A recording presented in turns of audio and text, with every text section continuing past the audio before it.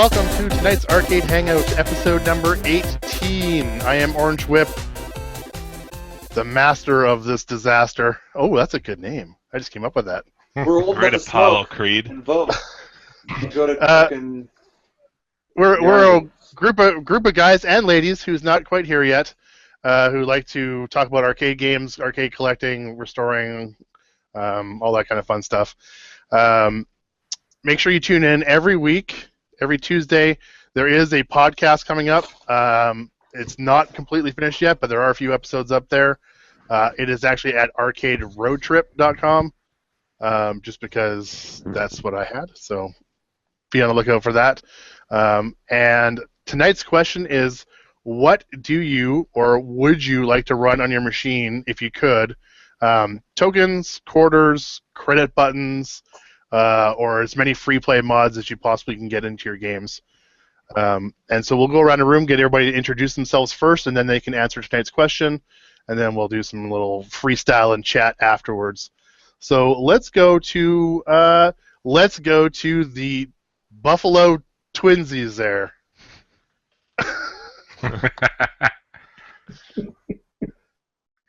Dave, MacD 2001 on Clav. Dave from Buffalo on YouTube. Tonight's episode is not sponsored by Bud Light. Mm-hmm. That's right. I think I would have to go the free play route. Although at Grinkers, there's something about putting the quarters in. Really nice. And Right. stop farting. I'm muting Aaron now. Muted. I thought it was muted. I'll mute myself again. Free. I'd have to go with many free play mods as you can get. That'd be my preference. So if you prefer the feeling of adding the quarter, then why would you want to go the... It depends how many games I have. If I just have a few, I don't know. I don't know. It also depends on, I guess, not every game has free play mods as well, right? Yeah, true. But it was. I mean, did you guys like the quarters? I mean, I thought that was kind of great. But there are ways around that non-free play mod thing. There is, yeah. God. I mean, yeah, the experience of like going to an arcade and actually like dropping quarters and like that's fucking awesome. Now, would you go do that in your own house though? I mean, that's kind of weird, right? Yeah, if it was quarters, I guess, in your house. I mean, tokens would be more. If it's you got a change machine, then you get into the whole animal, and then it's like, I got to empty the machines. Right, so you got like a buddy like come over to your place, and he's got to put like $1 in your change machine and get the tokens out. Yeah. Just a big bowl of tokens with my face on the token. Yeah, no, there you go. The quarters is kind of cool because then you can use it as a piggy bank. I've done that a lot.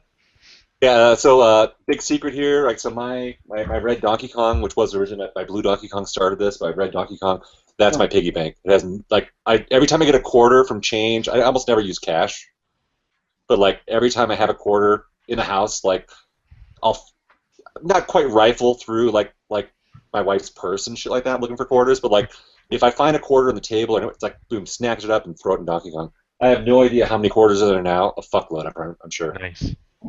So your Donkey Kong's not set to free play?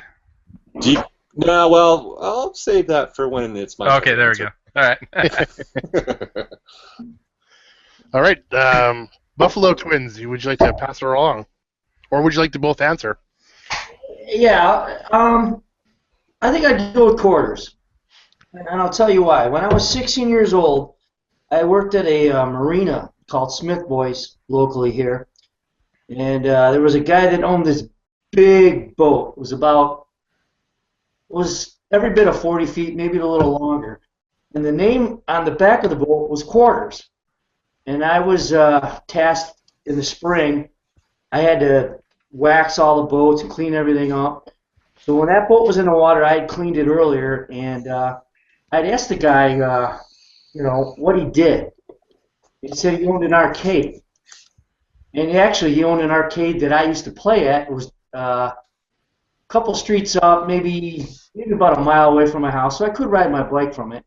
And I don't know the truth of it, but he told me that he was able to afford that boat by owning the arcade from Quarters. And But I go with quarters. That's cool. That's cool. Yeah. So you can buy your boat. Yeah, maybe. It was a nice boat though, but yeah, it said quarters. It was kind of an arched, blue letters with silver. It was arched on the back, quarters, and that's what he told me. So, Sweet. yeah. Wow, the damn thing with quarters. That's fucking awesome. Yeah. Cool. All right. Would you guys like to pass her along? Did Was you it both, did you money both launderer? introduce yourselves? How about Gak? What's up, guys? What's up, Okay. Gak Attack here. Pretty much wherever. Search Gak Attack. I'm actually drinking some beer tonight. I'm drinking Lagunitas Born Yesterday Pale Ale. Ooh, how is it Thank pale you. ale? I love it. I bought like a shit ton of it. If you happen to see my Twitter picture, I bought like 5 cases. Oh shit, Pretty, nice. pretty ridiculous. They're SoCal, right? No, actually Northern California. Oh, the The Bay Area, yeah. Oh, nice. So, but they've only done this once before, about a year ago, and so it's a once a year release. So I missed out last time, so I was like, screw it, I'm just gonna buy a shit ton this year. So, anyways, I'm good to go there. But yeah, so my personal setup, I currently have wherever possible free play or coin up buttons, or just open the coin door and coin up that way. But I really like the idea, and I used to own one, a token machine, if there was enough space, and if all the coin mechs were actually working. I like the idea of, you don't necessarily, you wouldn't have to put dollars into the machine. You can, I believe you can set the token machine to essentially free play, pull the lever and you get tokens out. Yeah.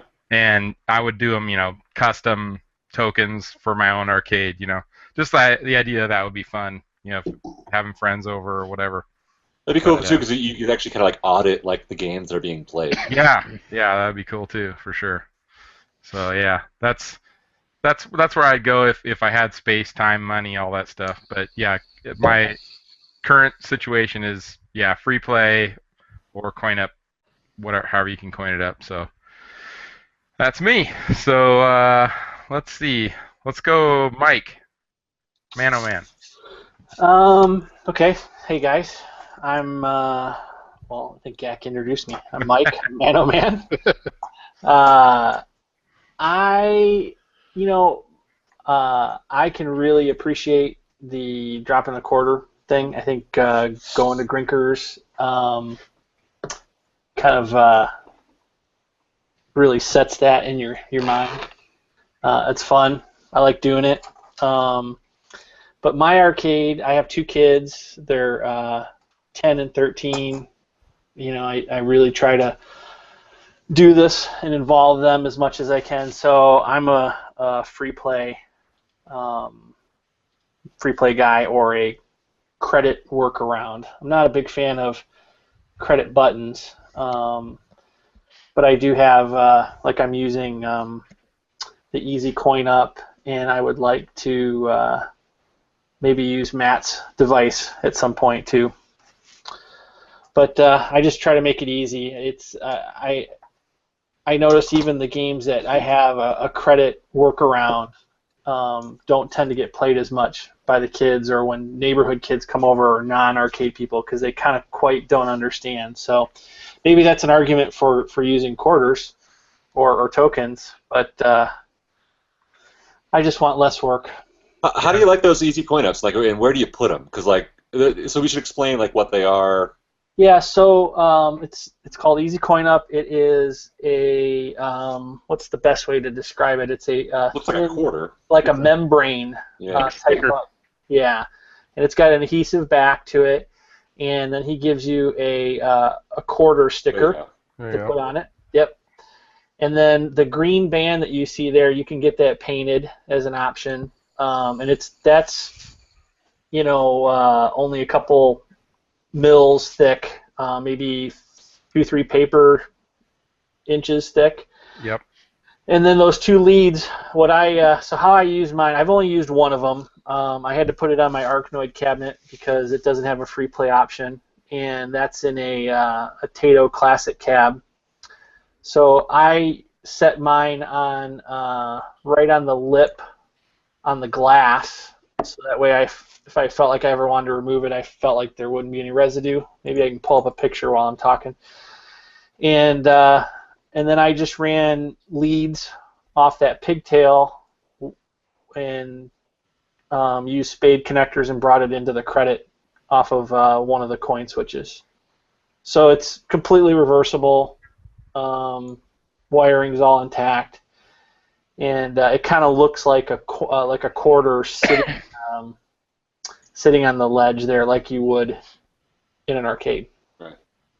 So it's in there, and then you tie those directly into the actual coin switches in the coin pack. Yeah. Here I'll. So the machine actually has no idea that you've done anything except for add a quarter. Yep. Yep. And you do have to kind of, I guess, educate everybody that you have to push the quarter. Yeah. Right. Which is a little weird. Here's the picture of it installed on the. Oh yeah. So I just set it there on the edge. Oh yeah. Nice. I'm actually gonna try. Sorry, Mike. Do all your machines run that? Like, is that how you keep it simple for everyone? You just put one on every machine, or do you have different machines running different options? No, everything else I'm able to do free play. Right. Okay. So only the ones that you can't do free play on, you put that on. Yep. And I'm actually talking to him about getting that sticker made as a 100 yen coin for my two Japanese candy caps. That's awesome. Good choice. Yeah.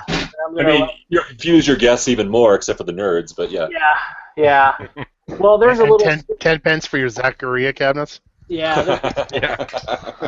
Nice. There's a little sticker on those that say 100 yen right on the control panel. So. Yeah. I can't use it because it's not a Canadian quarter. Yeah. There you go. Doesn't work with my Mac. My man. Let's give them a second plug here. They were also a sponsor of Brofest, were they not? They were a sponsor of Brofest, yeah. And what do those things run? I think they're $20-ish. No, they're $10 shipped, I think. Oh, okay. They're $10 or $11 if you want the coloring. Okay. Yep.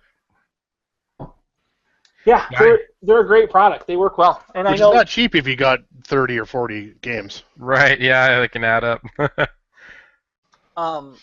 The only reason why I didn't go with the other solution is that Arkanoid has a continue, and it involves a credit. So if you wanted to allow the continue, it wasn't going to work. So. Interesting. I didn't realize it would work like that. Yeah. Yeah, I had those on, I think, maybe 3 games at California Extreme over the summer. Mm-hmm. And, I told John beforehand, I was like, there's a lot of people that just are not hardcore gamers that go there. And they don't know. They just don't know what... They just look at the machine, they don't see a free play. They want to press player 1 and just start. Right. And they don't know. So I had to make little signs. We'll get John to help make little signs that with an arrow pointing at it. Press this for free play. So, but yeah, in your own personal arcade, I think it's not as big of a deal. But if you had one of those free play arcades, who are those guys in the Bay Area, Mike? High Scores. High Scores, yeah. So I could see them, just changing out the quarter and make it say free press for coin up or something like that, Well, so here, that's a great, not to go off on a tangent here, but that's a good example.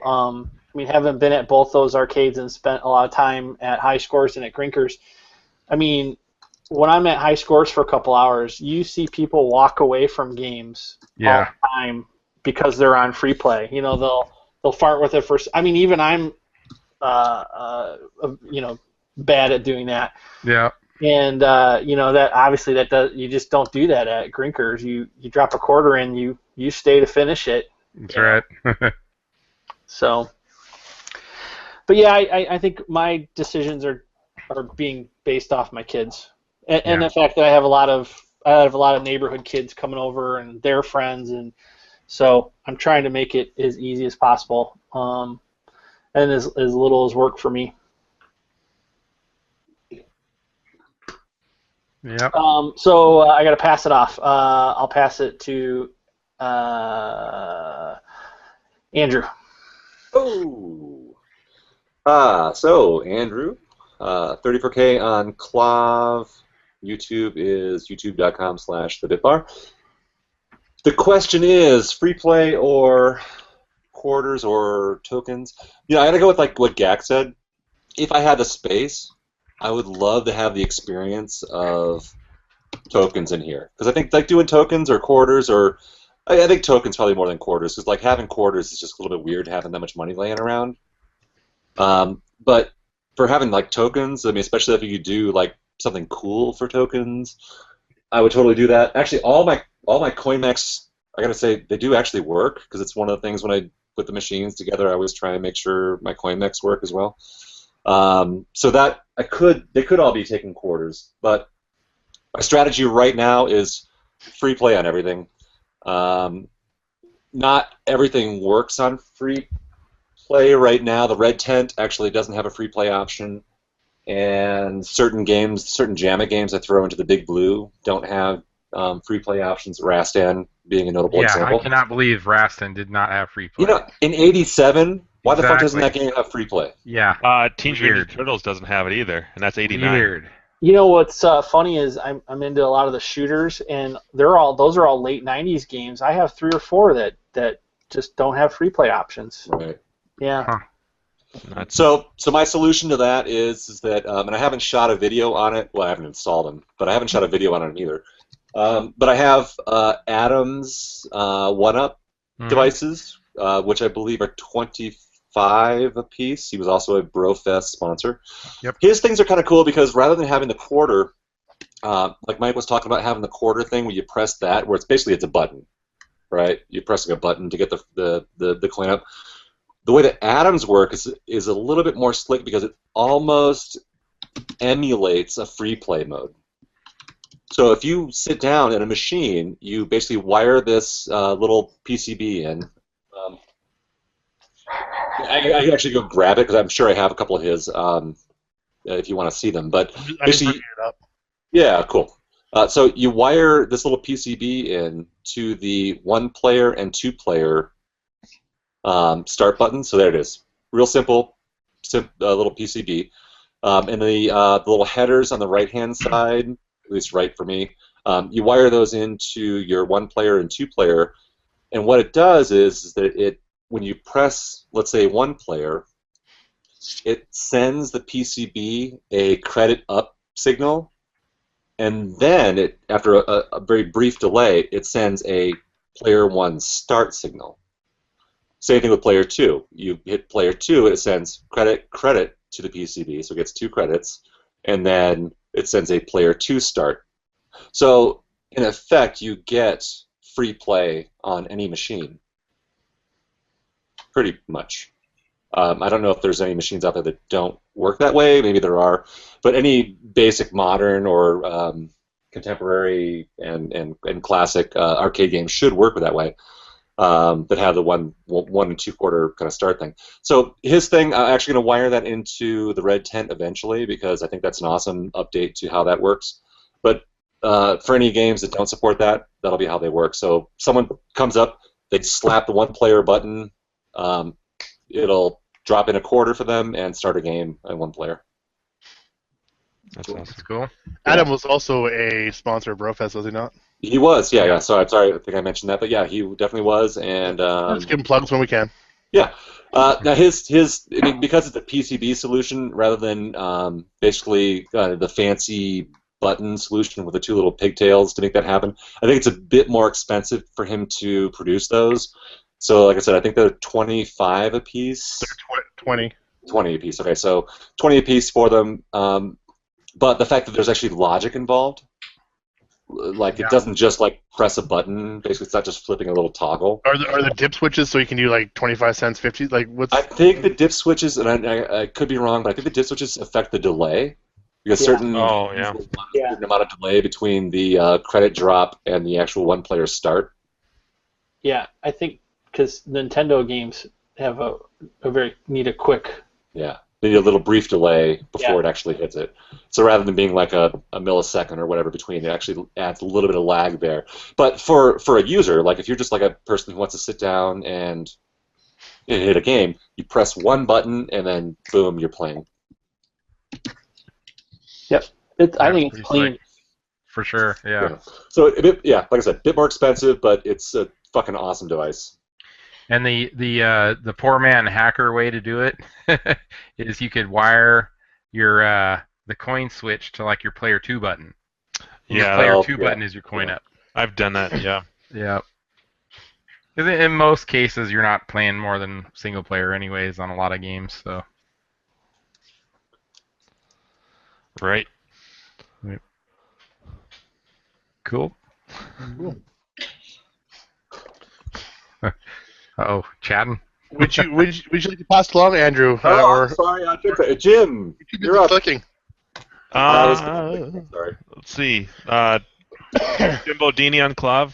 I've got a YouTube channel, Dinky Flicks. Pardon me.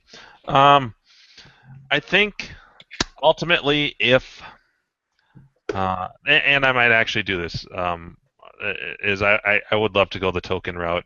I went to Matrix, Adam. He had a party, and the dude lives like 2 miles from here. And I went there like not this last October, but the year before.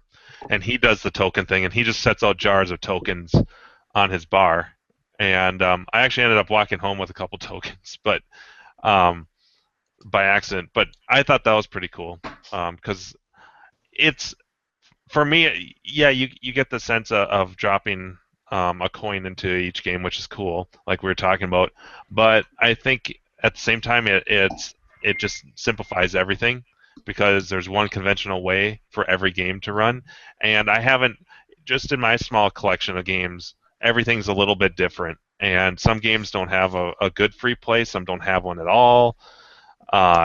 It differs, and so like my Miss Pac-Man, I have the 2-player mod for credit button, but then when you have people over, you have to explain that to everyone. Okay, you guys, it's not intuitive, and there are games, even like Marvel Madness, that the free play is almost perfect, but it's at the same time it's not. And just for the simple fact, for me at least, it's so stupid and simple, but the cone buttons don't illuminate like they do on Centipede on the free play. And I mean, they're cool buttons, and it's like, just little things like that. So I think doing a token or a quarter thing would just kind of eliminate all of that hassle. Like it's kind of 2 birds with 1 stone. But right now, yeah, and like Andrew was saying with the Red 10, I mean, that has shitty free play. And actually, going back to the whole piggy bank thing, I always have one game that I thanks, Orange Whip. I always have one. Click. Click. See, oh, nice. Click. But I always have one game that I use as a piggy bank. It used to be my Teenage Mutant Ninja Turtles, and I use the quarters in that to buy my Tetris, and then for a while last year, or a couple of years ago, I was using our Mega Touch. It's got a bill validator, so I was using that as a piggy bank. Whenever I'd have a $1 bill, I would just throw it in there. And so I used that to get my Marvel Madness and Red Tent. So right now, I'm using my Red Tent as a quarter piggy bank. Ooh, you just told us where your vault is. That's right. Actually, there's a shit ton of quarters on top of the game because I'll put them on there, and then when I decide to play, they're on top. You're gonna scuff up your pretty powder-coated surface. That's right. Use your Grinker's cup. Yes. I can do that. There you go. Token cup. Quarter cup. I'm not too worried. I'm trying to build up that patina. No. So, anyways, yeah. Long story short, I'd go tokens, and I think eventually I'll do that because all my games have working coin mechs for the most part. So, it's a cool idea. I don't know if I'd get the change machine. I'd probably just throw them in jars because I thought that worked pretty well at Adam's party. Yeah. Yeah, if you had a nice like open like kind of bucket kind of thing, Yeah. it was easy to get him out of. Yeah, because he had a bar area, and he had like 2 or 3 jars. Just you can just grab a handful there. It'd be cool to do the change machine thing, but like Gak was saying, I wouldn't have it set on to accept money unless I was being a real asshole, which it'd be kind of fun to do like one time, not tell her, like everyone would just expects. You would earn like 50 cents that night. Right? Like whatever like change someone happened to have in Yeah, their pocket. it'd get Right. jammed or something. You'd be like, I'm just gonna drink your free beer. Yeah, Fuck your Fucker. video games. exactly. This is stupid. No. Yeah. Oh man, you're off all next week, Andrew? I'm all off all this week. It's my birthday on Thursday, and I'm just took the whole fucking week off because. Well, happy early birthday. Happy Hey, birthday. Hey. Holy shit! All right. So you're 32. Yep. Nice. Every year of 32. All right, there you go. Wow, and next week too. Holy shit. No, I'm not younger than Jim. I'm like 36. You're a terrible liar. All right, Joe. No. What was I gonna say? I have next Wednesday off for Veterans Day. That's new for me. Yes. Oh. Right? Welcome to the government. Yeah, it's Freaking rocks. so crazy to be like, yeah, well, you're off next week. Next Wednesday. Next what? What A the fuck fucking is that? Wednesday? Yeah. Yeah. Veterans Day, it's always the 11th. We like to call that Remembrance Day in Canada, thank you. They're just disappointed that they don't have poppies down there. It's a national holiday up here. Anyways, I gotta Everybody pass it on. off up here. Let's see. I will pass it on to. Well, I'll pass it on to Carrie since she just joined. Do you know the question? Actually, I don't know the question. I didn't even have time to do anything but click the link. Click, click, click, click, click. How many times would you toggle the credit switch? She's even dressed in her government attire. I know, we're gonna need a little pirouette. My government attire. Maybe later, after I pop the booze. Ooh. Figure I should. Well, I couldn't have you drinking alone. Although, are you drinking, Jim? Because very much. Because you I have need to grab an. Oh, well, yeah, I can actually. The time that I get up now with the bus and everything is almost exactly the same as my other job. So, yeah.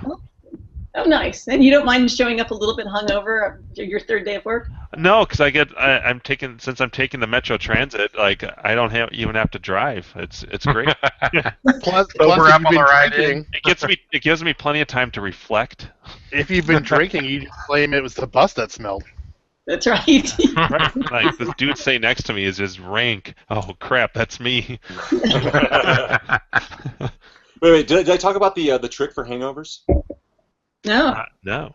All right, so this is my trick. Like every fucking Wednesday, and no one's picked up on it yet, thank God. So for all of our shitty ass 3 a.m., 4 a.m. shows that we've done here for 5 and 6 hours, most of which I think ends up on air. The trick is for a hangover, right? So rather than going in like comfy clothes with like your natural like inclinations to be like, all right, I'm gonna put on like the equivalent of sweatpants, Yeah. right? And just like dress up. Ah. Put on a tie that day if you don't usually wear a tie. Put on a jacket if you usually wear a tie. So like dress up just that little bit. No one will believe you're hungover because like no one ever dresses like that when they're hungover.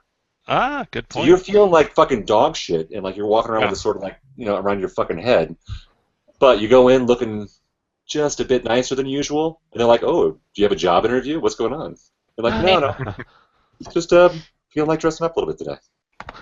Have a formal Friday instead of a casual Friday, except on Wednesday. Wednesday. Yeah. No. That's the trick. So to never be caught with a hangover, dress up a little bit.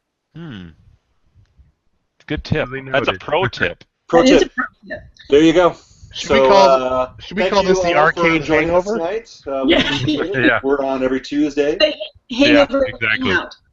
Hangover Hangout has a We're certain. gonna call this the arcade hangover. That's every Wednesday. Yeah, exactly. The post show. Well done, Orange. That was your best joke today. Oh, thank you. I had some good ones you missed last week though. That was your best Exactly. one today. Okay. So Carrie, the question is, what do or would you do for your games like credit-wise, credit buttons, free play, tokens, quarters, all that jazz? Yeah. Short answer. I'm on free play. You're not wrong. You But don't is charge that- anyone? Is that what you want to Wow. to play your games. Oh, you got to make a T-shirt that says that. I'm on free play. I'm on free play. You just became That just would be became perfect. the entire theme for Brofest in Yes. 2016. I'm on free play. Yes. And boom goes the dynamite. Oh, I'm out. Yeah. Drop the mic. Bye, folks. I'll see you Walk next home. week. Thanks for that low ball pitch. Underhanded, beautiful. Oh, yes. Yeah. Well, there you go. So the games are. I like that we always find a way. Every week it's something different. Why do I have to be the one who steps in it? Oh, Oh, good times. yeah. So there we go. I don't know who hasn't gone yet. I think Seabart hasn't gone yet. Is he Yeah. on camera? Send to Chris. Or did he step Yeah, out? it is. You. I see his camera wiggling around, but I don't see him. Chris? Oh, there he is. Chris, have you got a drink tonight? What's going on? Hanging by the bar, putting out the There we light. go. Look at that. Oh no. What is that contraption over your left shoulder, Chris? It says Keith's on it. That one? Or that Down below the clock. It's a keg. Keys Tower. I have it taken apart for cleaning right now. Wait, what is it? It's a Keith's Tower, like the one you see in bars. It's a tap for a keg. Okay. Okay, so it'd have like two handles on it or something? Yep. Okay. Just in case people aren't aware, Chris is legally allowed to drink alcohol again as of today. Oh. In my own home. Yay. According to legal people. But prior today he wasn't? I must have missed something. Yeah, I think you missed it. I think you missed a couple episodes. Yeah. Yep. There we go. Where were we? You get nice to introduce yourself and tell us what you would like your game to run on. Your game. Sounds good. I have two now. I have two games now. That's right. But one we don't know what it is yet, and it's not working. And I'm pretty sure it's a standard JAMA game. But it's going to be working hopefully by Friday. I should get a package in the mail. So Seabart, Seabart1987 on Clove, Twitter, and YouTube. We got some track and field videos on there. And for the two games that I have, just going to use quarters. When I was a kid, that's the 3-4 games that were at the trailer park. They only had limited time, like 2 weeks out of the summer for 3 summers in a row. So I didn't get all my quarter time, my quarter slot time. So I'm just going to keep them on quarters. It'll be easier, and that way I can use one as a piggy bank. Perfect. So that's apparently what everybody else does. Yeah, that's one of the things. It seems like a lot of the free play things, they lose attract mode, it seems like. You know? Yeah. So if you just leave them that way, That's no good. yeah. That's how I got the burn. How some of the burn was on that monitor was it was track and field, because when you turn off the dip switch for free play, it just stays on the static generic loader screen. and doesn't move. So you're going to get the burn in, but luckily the audience and the black score bar at the top keep the burn more or less invisible. Yeah, Nintendo versus games are terrible about that. Yeah. And was it Space Duel? That one was really bad too. But the amount that we actually have them on, is it going to really make a difference? Yeah, I see what you're saying. I still hate seeing that though. Yeah, like with your games, it's like it's just like static screen. Even if they're only on for a couple of hours, it's like really like the same screen. Yeah. You just Why feel do the you burn have the coming. game on? Yeah. There are mods they've done just to add Free play a track screen without free play. Right? Yeah, that's the big deal. It's like free play with Attract. Yeah. Not just free play. I would like just Attract for some of the games that didn't have Attract. What games don't have Attract? Well, there's a few games that don't have Attract. I can't think of one, but like any track mode? Like nothing like for Attract. They just stay the same static screen, even with like waiting for a quarter. Well, like Centipede, it has Attract in the background, but the high scorers just stay. Yeah. Right. Yeah. Somebody doesn't know what to do about that one because the high scores are going to stay, and then the mushrooms actually stay between the tracks modes. Yeah. So the track mode just like sit there, builds up more and more mushrooms, and keeps playing, but it still doesn't. Yeah. Yeah. Every time I look at mine, I cringe. However, Centipede is awesome because as long as it's just Centipede, you won't see the burn. You won't see the burn because it's a black background and it's the mushrooms in the same position as the track mode. Oh, that's true. Now, if you have Millipede and Centipede on the same board, you will see the burn in the Millipede background because the Millipede has an Attract mode that has the blue background with all the different scoring for the different, like the bees and the wasps and all that stuff is on there. So it'll show up there. But while you're pole playing, position? You won't see it. What about pole position? It's always a bad burn-in one. It's always the game over, right? Yeah. Rastin does that too, right? Yeah, Rastin does it as well, yeah. Yep. Wasn't me. Who's texting? Airplane mode. It doesn't come through. That was me. Sorry. Chris, do you want to pass it off? Who hasn't gone yet? Forgot to keep track. I haven't. I don't think Crafty Buffett? has. Buffett? Who Buffett. Oh, Buffett's in. Crafty. Crafty and Buffett. Let's pass it on to the other. Pass it to the other Canuck. All right, that would be me. All right, I've already done my welcome orange whip.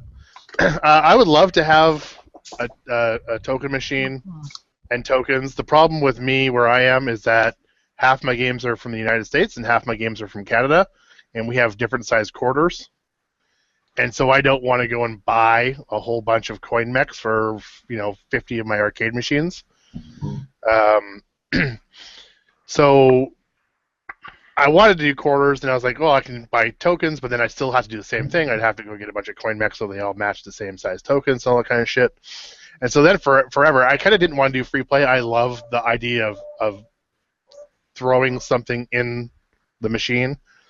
And then I came across this other thing that I don't really hear much being said about it on Clov at all. It's called the Anycoin. I don't know if any of you guys have heard of it. Is that the 3D printed?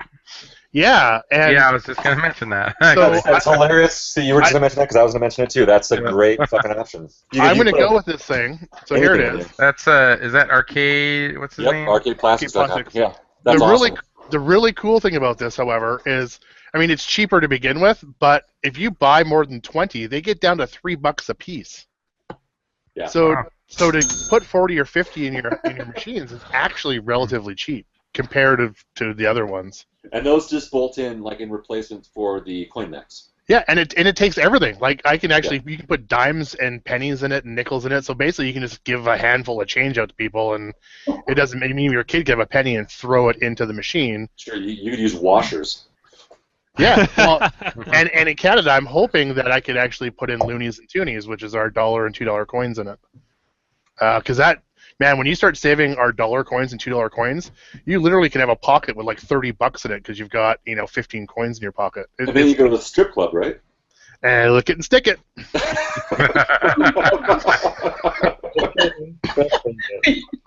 But it's amazing. Like when we went to Grinkfest, that's what we did. We started rolling up all our loonies and toonies. That's what we call them, our $1 and $2 coins. And we literally had like a couple $100, $300 in change because they add up so quickly. So I think that's the way I'm going to go. At $3 a pop, I'm just going to order a whole whack of them and just stick them into everything.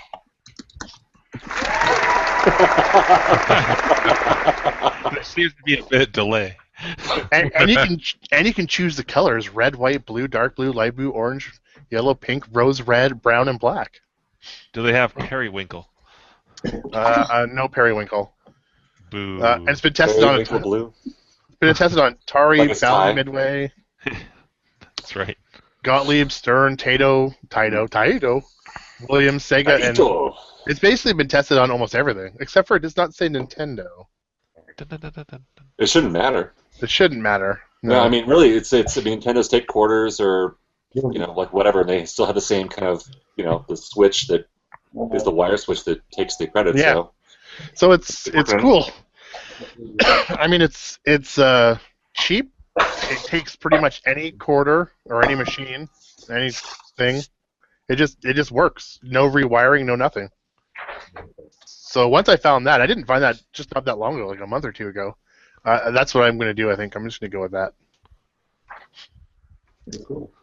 That'd be funny, like you have a big, huge party, and at the end of the night, you're like, what the hell is in my coin bucket?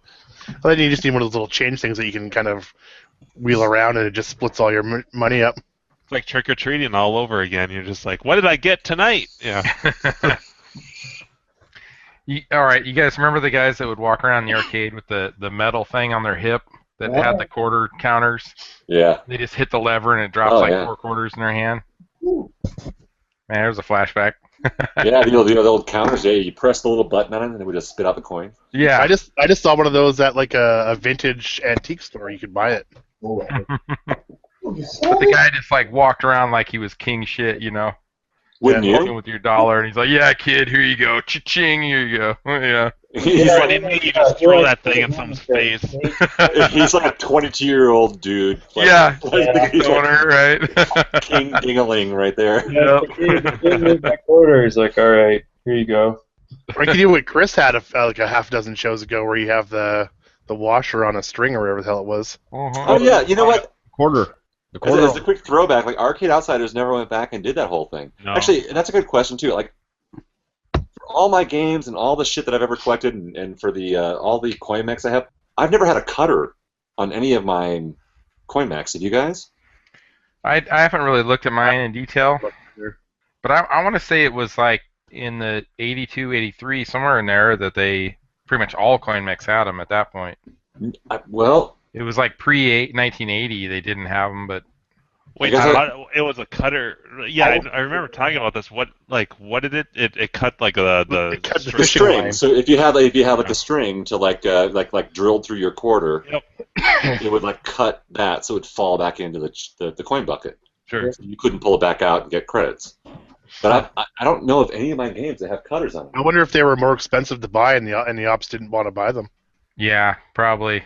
I mean, they were cheap bastards, right? Yep. Back in the day. Yeah. No, it's interesting. And they were going to do like a big thing on Arcade Outsiders like last year.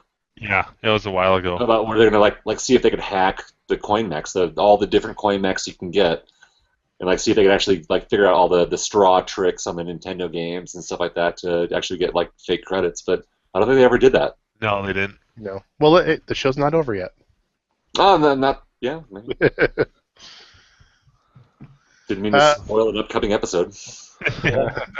I'm going to pass it along to Crafty. Hey, all right. Crafty Mech on Clav, and am I anywhere else? I don't think I am right now. CraftyMech.com. My website, where I sell the test pattern generator for your arcade monitors. I like the free play, but I like to have working coin mechs. I don't know why. It's just because I just kind of like that idea that if I wanted to drop a quarter in and it wasn't on if it wasn't on free play, I could do that. But I never use them. I just open the coin door if it's not a free play machine. If they don't have a free play mod, I just hit the little micro switch. Does Scramble have a free play? Scramble does not, and I actually don't have a micro switch in the coin door right now, so I have to take a wire and ground it to coin it up. Nice. All the more motivation to play really well. But that's really friendly for your guests. Yeah. He just hands out wires to everyone. Just jump these 2 wires. And you have as many credits as Here you go. Don't lose this. Just connect those. No, not that one. If you lose this, you're fucking kicked out. Paperclip. Yeah, that's right. But yeah, I like the I like the idea of dropping a coin into the slot. The Grinkers, that was like we were talking about. It's such a different psychological experience when you drop a coin in. I mean, I don't think I'd want to run quarters downstairs because it's too much of a pain to have that money sitting around. But tokens at some point would be kind of cool because even if it's a token, it's not worth anything to you if I just give you a handful. But if you drop one in, there is that kind of psychology to it. Like, hey, I just put this in here. I better finish this game, right. Or see it through. Whereas free play, you push a button, you walk, you don't, kind of walk away. Maybe you don't finish the game. You don't care. So I kind of like that idea. But yeah, when there's free play mods available, like for DK Jr., that's on free play. Let's see, MK2 can be set to free play. Scramble, no, there's no free play for that. I don't believe it's even a mod. So that's one of those where you'd have to use that coin up deal or that PCB from Adam. That sounds pretty cool, where it just wires your start button to your coin up button. I think his is called the one up. The one up. That's pretty clever. So something like that. But and your red tent too. And the red tent, yeah. Now on Excitebike and Super Mario Brothers, now thanks to Matt Osborne, we have free play and with attract ROM sets for that. So you can, if you run Excitebike, of course you can't run them both at the same time because the high score saves interfere with each other. So I guess one side could be free play, the other side either has to be empty or you have to have it be ran by the credit switch. But yeah, free play buttons though, the whole idea of that, I saw that on one of Todd Tuckey's cabs on a video he had. He had this beautiful looking scramble, and then there was this big free play button that they'd installed right in the coin door. It's like, that's like I don't know.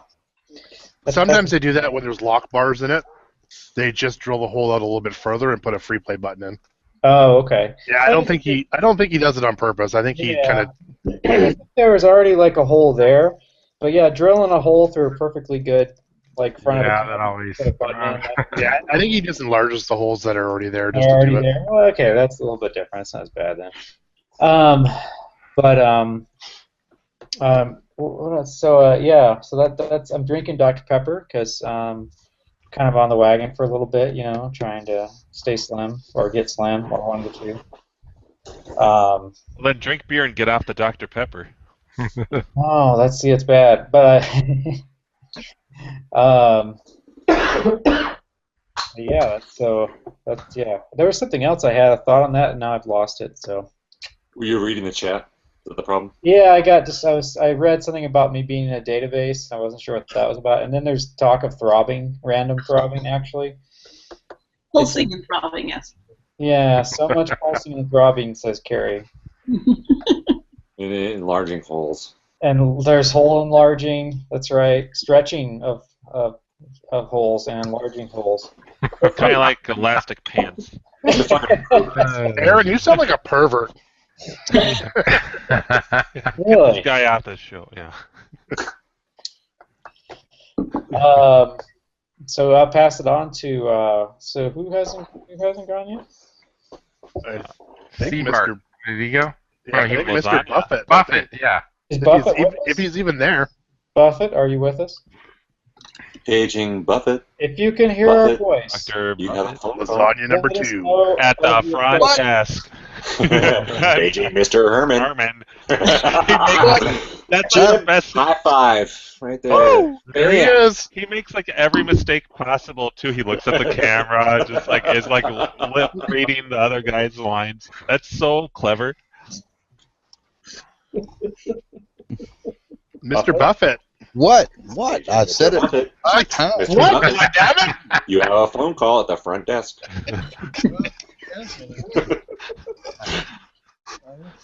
So, can you hear me now? Loud and clear. I figured. So, what's the question for tonight? Because I don't even know. Well, you can introduce yourself first. Oh, all right. Well, Buffett from K-Lob and thearcadebuffet.com. If you need your monitor repaired, hit me up. So that's the way that goes. Question of the week is: what would you like to, or what do you run on your machines? Quarters, tokens, credit buttons, free play mods, anything like that? Yes to all of it. Oh yeah. Oh, a shit mix. Pretty much. All depends on where I'm going or what I'm doing. So, some I have a couple games on location. Some of them I run on quarters because they're on location. Sometimes they're... Whoa. Whoa. Wait, scroll it back. Uh-huh. What the fuck was that? Oh, Start talking, Buffett. Oh, A screen within a screen. that's it. So, What a mind scrambler. yeah. No. MagFest, I run them on tokens for tournaments, stuff like that. So, and then others that don't have free play, I just put a wire to it and get her done. So, yes to all of it. Just all depends. Have you purchased any of the pre-made stuff? Pre-made stuff for what? Like the pre-made, the coin ups and all that kind of stuff? Oh, no. No. I just rig it all up myself. Oh yeah. That's what we were trying to do right there. It wasn't quite working before. We All need hail Adam. the beard. We need Adam on here. He's pretty quick with that. Making a custom man. Although I'm sleeping with my ho-hos. Wait, what? We're gonna need a little bit more information on that one. What? My shirt says Not to be ho-ho. confused with ding dongs. Oh, nice. I like My it. shirt says I love my ho-ho. That's what my shirt says. Dave, you guys like that shit, huh? Oh, I love it. Mm-hmm. So. Who's missing another card? Yeah, Nice. I haven't been on for a couple weeks, so. Yeah, we missed it. Oh, I'm sure. Yeah, we've missed the dinner descriptions. Oh, yeah. Earlier I had half a large pan of lasagna. So. Like the 12 megapixel images of your dinner that you post. Largest pictures ever. They're even like bigger than Fett's like restoration pictures. That's just what the camera takes. I don't know what to tell you. He's got like a 16K resolution camera or something. I don't know what it is, but it's up there. It's 5 or 6 megapixels or something. It's not very big. Not very much, but I don't know. It takes big pictures. That's all I know. If you want to make it bigger, send it to me. I'll take a picture of it. Mm-hmm. I can't even remember what I've been doing in the last couple of weeks, so don't ask. Just went to AUSA. That was pretty fun. All right, wait. So, what about the basic question? So, Which basic? well, the machines. So, like, running them on free play, 1UP He answered it. stuff. All right, so pass them on. Yeah. Okay. Well, unless I missed that, tell me what I missed. Sorry. Buffett, do you know offhand when they started making the coin mechs that had the string cutters on them? Oh yeah, cutters. That's a great question. Uh, I want another one. no, I don't. I would say late '80s.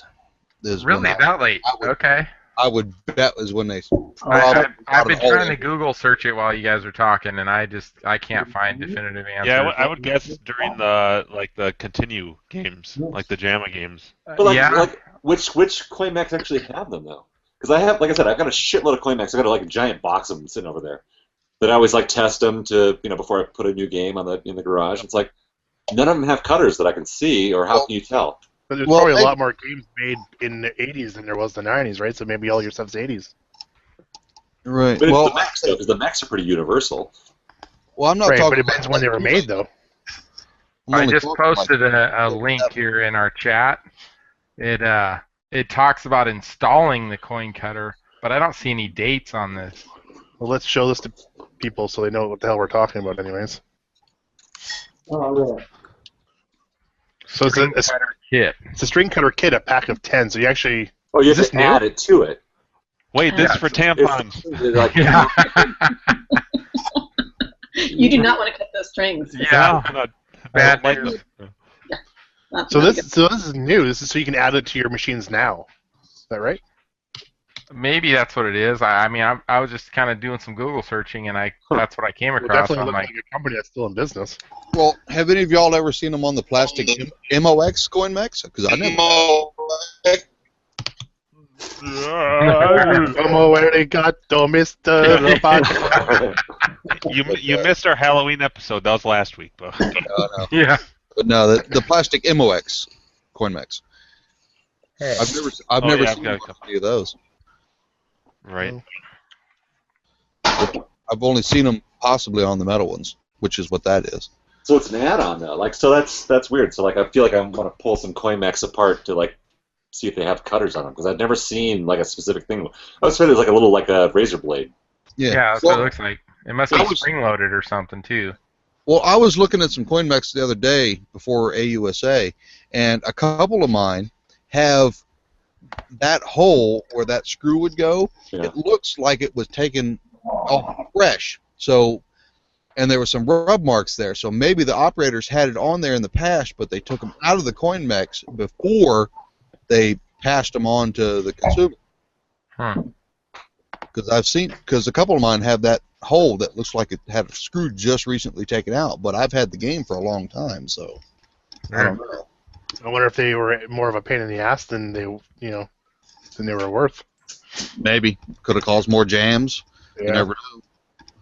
Yeah, or more quarters to reject. Or maybe it could have cut a string and actually left a piece of the string in there to cause more jams too, right? Like. Yeah, I mean that would be a big deal, right? Like, so like if it's causing jams, then you wouldn't want that in there because like then you're blocking the whole fucking coin mech. So better just to accept a slug or two or one or a couple kids like with a clever right thing. Yeah, every once in a while, I get like a token that slips through. My man, Jim. Chris, do you have your coin there? Yeah, I don't have the coin. That's upstairs still. I did find the cutting mechanism. Oh, there we go. All right, so those plastic ones are pretty common. Yeah. And there's actually a piece of string still in it. Holy shit. No, that's not going in. So that's what I wonder. If I could cut cut like fishing line or something. if it cut a few pieces of string, it would totally get jammed after a while. Right All there. right. So the string, the coin would go through, Yeah. and there's a grabby spring on this side. Right, because they have to go further than that to get to the actual switch. Yeah, so it would go through, Yeah. and when you try to pull it back up after, like, they drop it down until it hit the coin switch. Yep. And then this spring would weight down, so when they pulled it up, it would chafe off. I believe it's on this piece of metal right here. Chafing sounds terrible. Oh, yeah. It's better than cutting.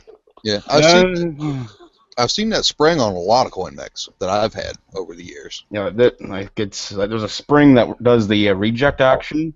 Then there's a piece of metal right here that has not a sharp edge, but I think it's mainly rust and patina. But it might have had an edge on it at one point. But like I Curious, ran. is that a Canadian coin mech or an American one? Canadian. That's Canadian. Well, 'cause the game's from Montreal, so. I was just wondering if it was even worth it. I mean, there's not as many Canadian machines out there, obviously. Yeah. You gotta put that card in. But yeah, so it just drops down, and when you try to pull it back up through the mech, it breaks off on that piece of metal that was on the inside. So that's how long the string was. There's a chafe there, and then it broke off on the coin chute itself. So that was probably the cutter, but it's too dull to do the work. So when you force it, it snaps the string off on the metal edge of the coin chute. When you force it, that's when the chafing occurs. Hey, Chafe here, a chafe we're having there. a very serious conversation here. Sorry.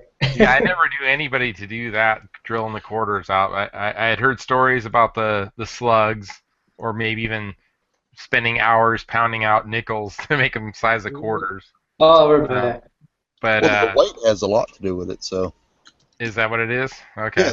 yeah, there's weight, the size and weight of the coin, and the material it's made of. If there's any steel in it, the magnet will get it before it goes by. So this was more late '80s, maybe early '90s. Was dollar bill acceptors. You could get like box packaging tape on the edge of a dollar bill and put it into the dollar bill acceptor and then slip it right back out, and it'll accept it as a dollar, give you your soda, and then give you your change back from your dollar. I remember that one. Confessions here. Confessions of slipping it in. Yeah. Wind up with like a dozen cans of soda and like $5 or $10 to go take to the arcade, I guess. And you drink them all right there too. Right. Oh. Yeah.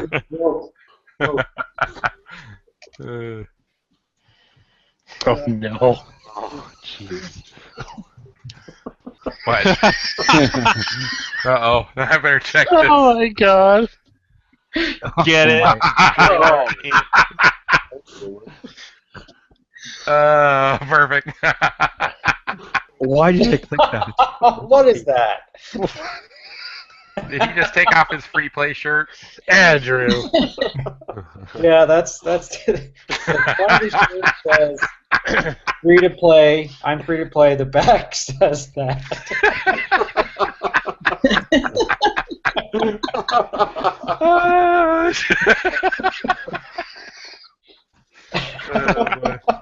It looks like John. Even if that's not what it is, we need to make that shirt for us. That makes me want to watch that. I need that fucking shirt. Yeah.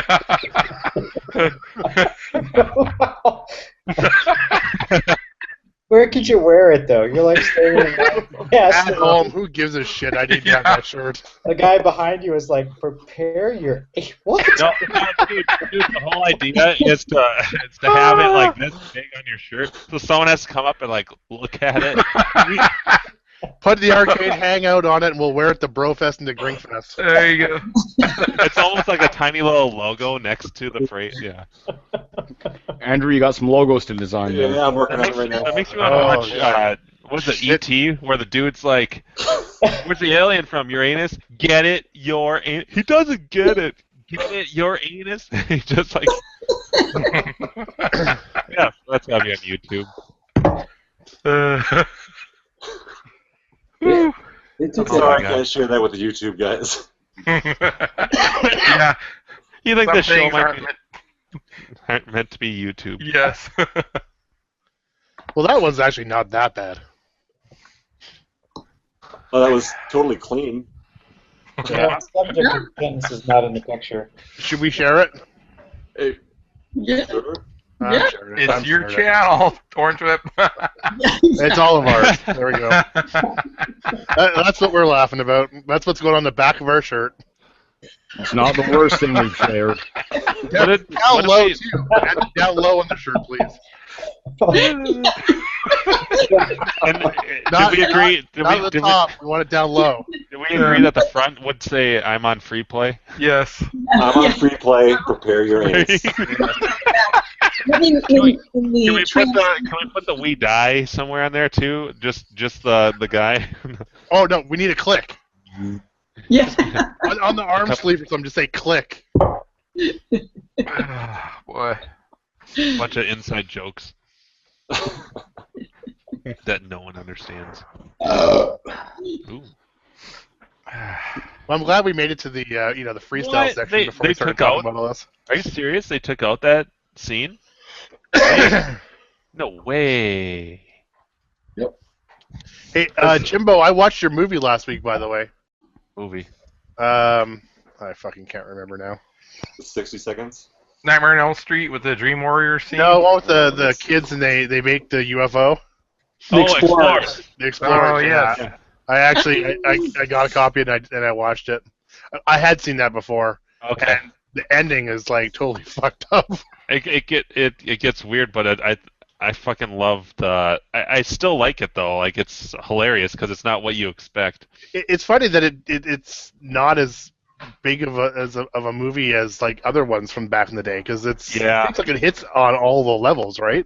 Yeah, and it's funny because Robert Picardo, who if you know any Star Trek stuff, he played the Doctor in Voyager, Yep. and he played like 3 different roles in that movie, including the alien at the end, and the grown-up alien, and then Star Killer, which is one of my favorite scenes ever. Oh no. It was definitely good for a watch though. I hadn't seen that for a while. So yeah, Joe Dante said that he had like a third. That movie got cut.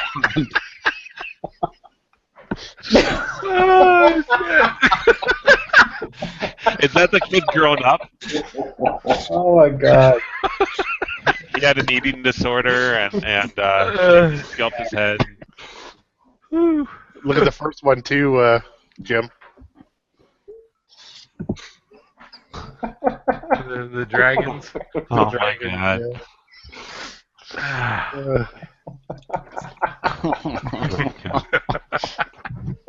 We're on the rails now. Yeah, we're getting off the rails quicker and quicker. It's awesome. Yeah. Rails? I mean, the show was on the rails at some point? Right. For the first hour. Not bad. Oh, wait. So, anybody do anything exciting this week in the arcade world? Yo. Oh! All right, he's stepping up. Yeah, that was a quick step up. Talk for me. You talk for me. Well, no, I'm talking for myself All right. now. All right, so Thursday I'm at work, and I log into looking at Clav on the computer. It's about 9 a.m., 10 a.m. Eastern. And I don't know if you guys saw that thread about the Paperboy that somebody had purchased off of eBay, and he paid like $290 for in Canada. And it's about a 2-hour and 45-minute drive for me, or two and a half. And I look, and it goes, it's been relisted on eBay. And it's right when I looked, right then the auction was ending in 2 hours, and it was $100. So I immediately start messaging the guy through eBay, like, when can I pick this? Because it said in the ad, it's got to be gone in 48 hours. So I'm like looking at this, and I'm like, oh my god, I love Paperboy, and I'm like, well, when do you actually need this gone? And I guess it was somebody in California bought it for $290. And then he couldn't arrange the shipping. He was going to get it shipped. And then he was trying to sell it to another Clover for $500. I don't know. And then people were like, "Well, you haven't even picked the game up. How can you?" He was like, "Well, I paid for it." And then so whatever. Then he goes, "Well, it didn't work out." And the guy just relisted it. So it's just, like I said, this is Thursday. It's ending in 2 hours, and I'm like, "Oh my god, I want this game." But I'm trying to well, when do I have to pick this up? Because I have to go to Canada. And then he said, "I'll bring help because." Don't sound so down about that. I'll have to go to Canada. Well, no. That's Carrie. Carrie loves Canada. I love Canada. But it's just it's not just me. It's like I got to get someone to go with me for 2.5 hours. And when you're in Buffalo, people take over the border. They're like, oh god, like how long is that going to take? This is the hassle. So I'm literally the auction's ending in like a minute. Or I asked him, was it working? Is everything there? Everything was there. It worked when I put it in the basement, whatever, how long ago. So at the last second, I'm like, well, when do I have to pick this up by? Because this was Thursday. I have young kids. Saturday's Halloween. And I'm like, all right, I got to get. He's like, no, you're going to need someone to help you. Because I asked him, I go, do I need someone with me? Hoping he or she, I don't know, was going to say, yeah, no, that's fine, I'll help you. Because me was no problem. I've got a vehicle, I can just go, but I got to get someone to go with me. And they said I had to pick it up between 12 and 3, either on Friday or 12 to 3 on Saturday. Middle of a work day. It's like I can't get anybody. So literally, it's like a minute left in the auction, and then he does. I had like 6 different. He was responding the whole time, and then I'm like, I've got my hand on the mouse as I'm watching the minute go down, and it goes from. I'm like, all right, I guess maybe I'll do 300, maybe. Fuck it, and then it jumped. It went for $237.50. Wow. But I didn't have anybody to go with me. Like if he seriously needed it out on Saturday, because I said, why do you need someone to go with you? No. Because it's Haven't you heard Carrie's stories? You don't need anyone to go with you. Yeah. I think I've done 3 pickups now so far by myself. Dude, I just picked these 2 things up by myself and loaded them and unloaded them myself. Oh, bam. Damn, Dave's getting called out tonight. Hey, I did this.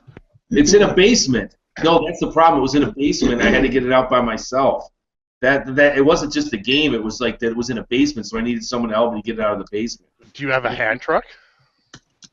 Yeah, but is it? I mean, is it gonna be a bitch to get the fucking paperboy by myself out of a basement?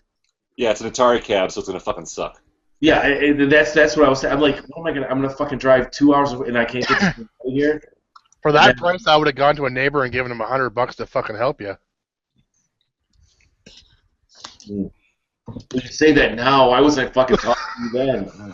Hey, you have my cell phone number. That's a good idea. Fuck. But then I did email. I kept eBay, and I've never done this with eBay. You know, I know they're strict on. I put my phone number in there, like text and digits, and it took it. You know, I'm like, call me or text me. And he also said he had an NBA hang time that he was going to let go cheap. You know, but you got to be there once again on Tuesday. Well, that was today. He never responded. He did respond and said, "Hey, the paperboy sold, but if you want the NBA hang time," which I'm like, yeah, but cheap. I mean, the person said they were moving and everything had to be gone by Saturday. Then they did respond on eBay and saying, "Well, it's pushed till Tuesday. I got this NBA hang time, but nothing." But I mean, my heart was just. I'm like, "Oh my God, a paperboy, $237.50 complete." Dude, the parts alone, that monitor alone is worth a fucking fortune. A 19-inch medium-res monitor in working shape is worth a small fortune. But just for me to be looking at it, and then I look at the auction, I click on it, it's ending in 2 hours, and I'm like, fucking Canada, where the hell is this? I'm like, 2 hours and 30 minutes or 40 minutes or whatever it was. I'm like, oh my God. And I'm calling everyone, I'm asking guys, hey, can you take off of work? Can you, we'll be back a little late. And, I was going to. I couldn't take off work. Yeah, he could. Some fucking cousin you are. If I had seen that price, I would have bought it and had it shipped over here. I'd love to have a paperboy. No, but I've it was never seen like one for sale in my area. The thread on Claw was like that the guy lives far away from this place, so that's why it was this stringent time where 12 to 3, like they had to drive to where the game was, so there wasn't flexible. And I guess the guy that bought in California, he couldn't arrange his shipping, to work with this guy, so he said just fuck it, and the guy gave him his money back or whatever, and it's just not working out, so he relisted on eBay immediately because he was never able to pick it up. Because that's what he said, he had to be out by Saturday was the last day, and then he got an extension. But all right, Cousin Brian wants to talk about his potential drive to get a pole position in cockpit tomorrow. Oh, a cock pole? Yeah. He's going to want a cockpit. Yeah. Is this the one that you were asking us about pricing before? No, it's a different game. No. Yeah, it's a different game. Yeah, I was canvassing the Craigslist pages and found one 4 hours away, and it's the body with the monitor is a pole position, but the back end with the little bubble up the other is a pole position too. And the guy said it was a project he'd been working on for a little bit, but he's been collecting boards. He's got 16 boards with this game. Oh, shit. 8 are pole position 1 and 8 are pole position 2. None of them work. Yeah. Right. Never Is he do. peeing on the grass? No. He went outside. In Donkey Kong. Yeah, we got him indoor plumbing right now. So the guy told me, he goes, it was a project game, and he originally wanted, I think, $650 for it, and I offered him $450, and immediately said, "When can you pick it up?" So I'm like, "Whoa, must be something wrong with it." So I was kind of texting him. We've been going back and forth for about a week, and he had mentioned that he was restoring it, and he sent me a bunch of pictures of the cab. He redid the power supplies, and there's one other thing I think he did. Oh, I remember him telling me, I said, "Well, what about the screen?" He goes, "Well, I got a bunch of like Scrabble and just kind of wavy pictures on there." I'm like, "Okay, maybe." So I go to YouTube and everything else, and I'm thinking, well, maybe it's just a power supply thing. Maybe it's a ground or whatever. So I asked him again tonight, can you please just send me a picture of the monitor? And of course he goes, "Well, I just plugged it in and I got nothing on the monitor." So I got to drive 4 hours for a really nice cab, 16 boards, and Don't work. And it don't work. Quit heckling him. I know, for $400. So I don't know if it's worth the drive or not. All right, so here's I've said this on the show before. Cockpits. The only people who care about cockpits are collectors. Okay. They take up a lot of fucking space. So for your average person to have a cockpit arcade game, that's a shitload of space that they have to deal with. Agreed. So there's very little value to them outside of the collector community. Now, certain cockpits will just automatically garner a lot of attention, right? A Star Wars cockpit. Right. Someone's Star Wars on it, and they're like, "Oh, it's a big arcade game. It's got to be worth a fortune." And then they look it up, and like, sure enough, Star Wars cockpits are worth a lot of money. Yeah, thanks. Appreciate it, Jim. But the thing is, like, your average person, a cockpit of any game really is kind of a pain in the ass, right? They got this big fucking thing that's sitting in their basement or sitting in their garage. Exactly. The pole position, it doesn't come in parts, so you have to move the whole thing by itself unless it's been cut. Yeah. So it's a big fucking thing, so the value automatically drops. The fact that it's a pole position means it's a pain in the ass to get running or keep running. Right. Because those games are known for their problems, so the value drops again. Pole position cockpits are to the collector community are worth typically not very much. Mm-hmm. But they're not around in this area. Like, we don't see them. We see I nothing. know, but this is the second one that you fucking talked about, Dave. Yeah, but it's gone. The other one was gone. Well, so I mean, I'm not saying like the collectors will still be able to pick them up because they're still fucking collectible items, and like to sit down in a if you're not me, because I don't fucking give a shit about cockpits because I don't fit in them. But, yeah, I detect some bitterness here. Yeah, They don't fit in you. those things are worth a dick. But Crafty. Yeah. A big sack of dicks. Yeah. I don't know if there's any cockpits in my future. Yeah. 30. Crafty, there's nothing but cocks in your future. I mean, cockpits in your future. And to get it in his basement, he's going to have to cut it. Yeah. Yeah. No, wait a minute. No. Exactly. Stand it up on its back. Stand it up on its back. I will not advocate cutting a pole position cockpit or any other cockpit that was not originally cut, and pole position was definitely not cut. Right. So do not cut that game to bring it in your basement. They were never That circumcised. cock was uncut. Holy shit. Of course. I did it. Damn you, Jim. Fuck. Again. Oh my god. Uncircumcised Wait, positions should not be circumcised. Unless it goes against your If it's religion. born that way, keep it that way. That's right. You know what? If your parents let you get out of the fucking hospital, There's so much shit going on between the links and the. With the cock. Like, a circumcision. I wonder if the Care Bears would like the cockpits. But wait a second. If you have a pole position cockpit, there's no reason why you couldn't get that into a room if you can get a regular upright, because empty the fucking thing out and stand it up on end. Exactly, that's what I was saying. Yep. Stand on its back. It's the same size that way. Yeah. Well, you're The probably same size around. What's the length? The Earth is similar. I would say the length is probably no bigger than the height of a pole position. Yeah. Pole positions are pretty tall. All right. I want to say they're roughly 2 feet Oh wide God. and 5.5 feet long and maybe 3 feet tall. So if you It's a stand it up monster. on its back, that's pretty close to the same. Yeah.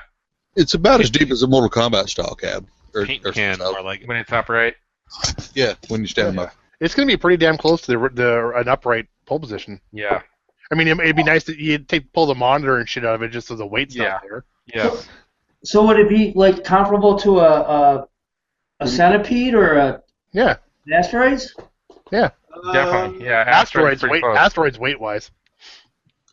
Yeah, I'm not concerned about the weight so much as the total dimension. And by the way, I know there's You can probably find out what it is. there's lots of issues known with the boards and stuff, but Yeah, and Mike, you can probably chime in on this too. But there's a guy on KLV. I think he goes by "If it's broke, I fix it" or something like that. okay. And I want to say around $100-$150. You can send him your broken board, and he'll fix it and return it. Well, let's not forget about Adam's thing too, right? I mean, that's what Yes. everybody's sure. going for that. Right. At some point when that's available, you get that.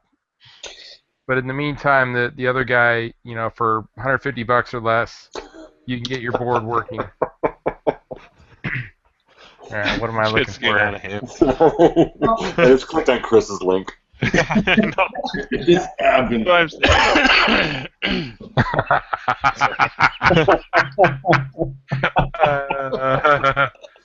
Sorry.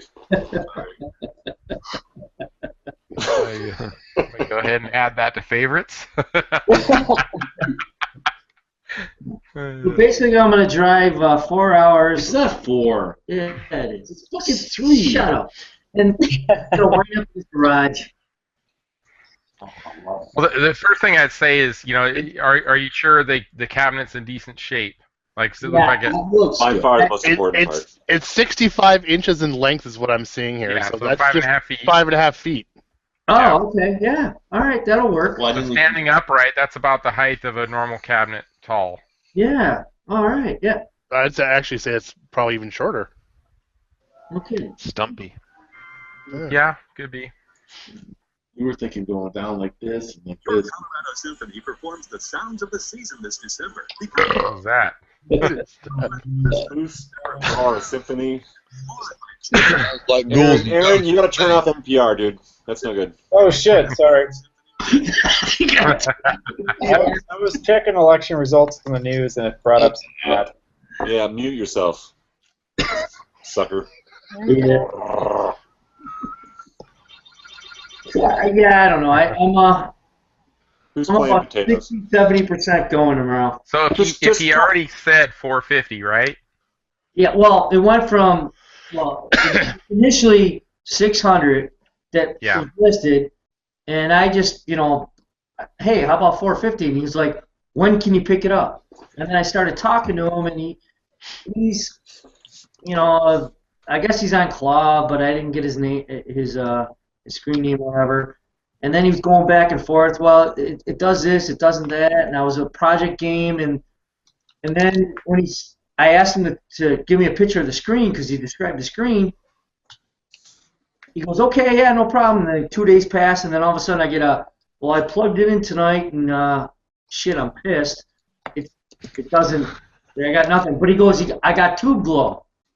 So I don't know what that means. But you're getting 16 broken boards with it. Yes. Yeah.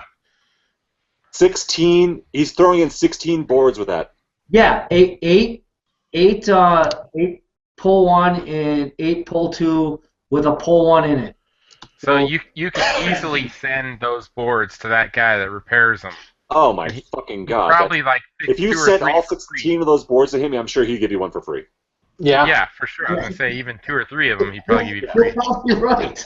You're probably right. But so I don't know if you know about this. There was a guy I saw within the last week. He's in Pennsylvania though. That's probably pretty far from you guys, right? No. There was a guy in Pennsylvania that had a free pole position cockpit. Yeah. Oh, I saw that. Yeah. Yeah, I did yeah. see that one. Yeah.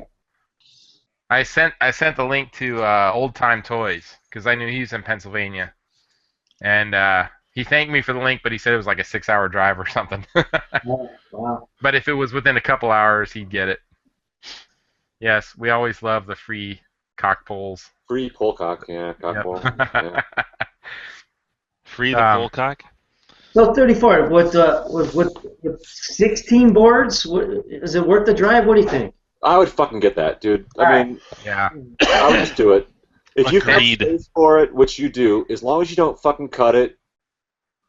Yeah. I mean, I can't tell you what to do with your game, right? It's in good You condition. can't fucking cut it, though. Don't cut the cock. Don't Yeah. cut that cock. Cut it, No clipping. No Just let it clipping. be. Leave that cock Just natural. let it be. Jim. Just leave it alone. Yeah. Jim. Thank you. So, well, I doubt he'll see this video, but go there with this in mind too. You can always pick apart a couple things when you show up and be like, I didn't realize it had this going on here and that going on there. But it's coming with 16 boards. And a Yes. box I of wouldn't fuck with condoms. them with that price. That's just like, No? just Okay. fucking go grab that shit. You know All what I right. mean? Yeah. Yeah, that's true. With 16 boards, I know. that's a good deal. Is that because they were trying to get it to work that many times, or what? Right. That's because pole position boards are so fucking shitty. Right, but is that 16 single boards or 16 actual double board sets? It's just random games. It's not even pole Right. position. You got like a Teenage Mutant Ninja Turtles in there. No, and you Quantum board set. You're not gonna TMNT. You get like Pit Fighter, Yeah, right. Karate Champ. Karate Champ. You get I just 16 said- Karate Champs. I just said 16 boards. Here's a bunch of 2x4s. Here's some wood. Yeah. I got Here's for wood. the repairs. I got lots of wood. The suspense will kill you because I'm going to go do it tomorrow and then I probably won't be on. Wait, isn't that Craigslist? It was. Well, it still is, yeah. What city is it in? But you're no. Wait, he's gonna get it tomorrow, right? Don't but tell this is not people. gonna publish tomorrow. So I know we got that rule. So. Dave, are you going with him? No, No, I no. gotta work. You don't have his back? What the fuck, man? No. I gotta work. I What the fuck, man? I gotta put my car in here before the snow hits. Well, take pictures. yeah, lots of pics. Document, Yeah. and post them whenever you can. We'll take pictures. It didn't happen. Yeah. No, I'll do it. Yeah. Yeah. I mean, there was a $200 pole position cockpit that came up here, and yeah, a $200 cock here in Denver. It's pretty sweet. penny. And I mean, like, I would pick that shit up and bring it home, no problem. Except that I don't have a vehicle that can carry it. I mean, like that kind of money, that's good. Go get that shit. Well, we're down to 400 now, so. The cock is too big for my car. Yeah. I mean, I got a big car, but it's not that big. Your back door just isn't big enough. Well, I got a Nice. van. How long is it? How wide is it? 40 some odd inches. Okay, perfect. Yeah. Oh yeah, you got that shit, no problem. That's like a typical Thursday night, right? Yeah. The Tijuana Special. The Tijuana Special.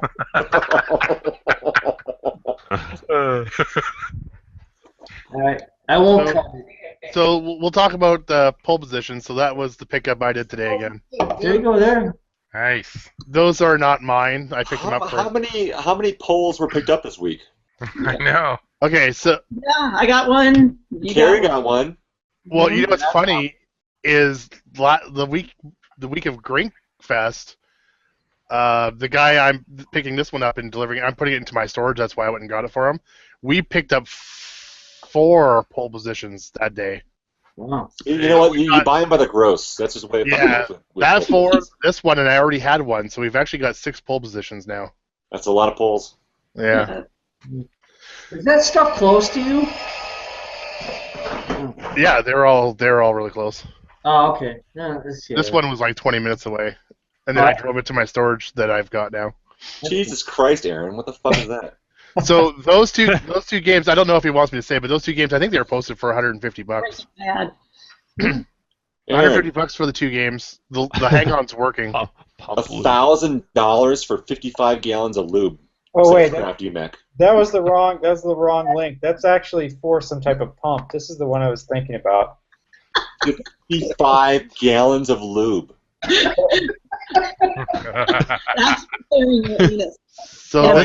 this is what Crafty Mech's been looking up on the internet. That's a pricey bachelor party. For fitting all those pumps in your car.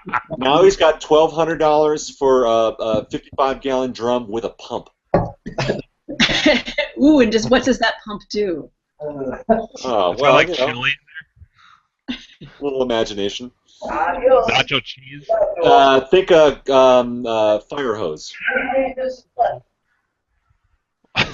You guys just take turns pissing and talking in the background there, Dave? I actually personally liked it how when Dave was telling his story, Brian came over and gave him a beer like it was his beer assistant.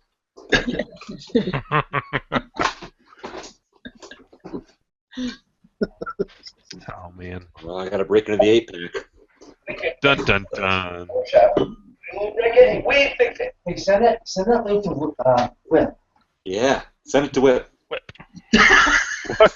Someone sending me something? What the fuck? I don't know what the fuck city. How many poles can you fit in there? What city is it? It says Bob Zarakadek does stuff. Well, it's nice to see our viewers are actually getting in on the lube We're conversation. corrupting them. Yeah. Lube is good. How many poles can you fit in there? Well, How many licks does it take? how Yeah, many it people see you depends do that? It depends on if it's Buy hot. that drum that I linked to. You can fit a lot. Crafty, shall we find out? 1, 2, 3. How many golf balls can you fit in your mouth? No, it's ping pong balls. That's what it is. And then they, what was that trick, Brad? Say goodbye to him. What was What's that? going on There there? goes my erection. What are you talking about? It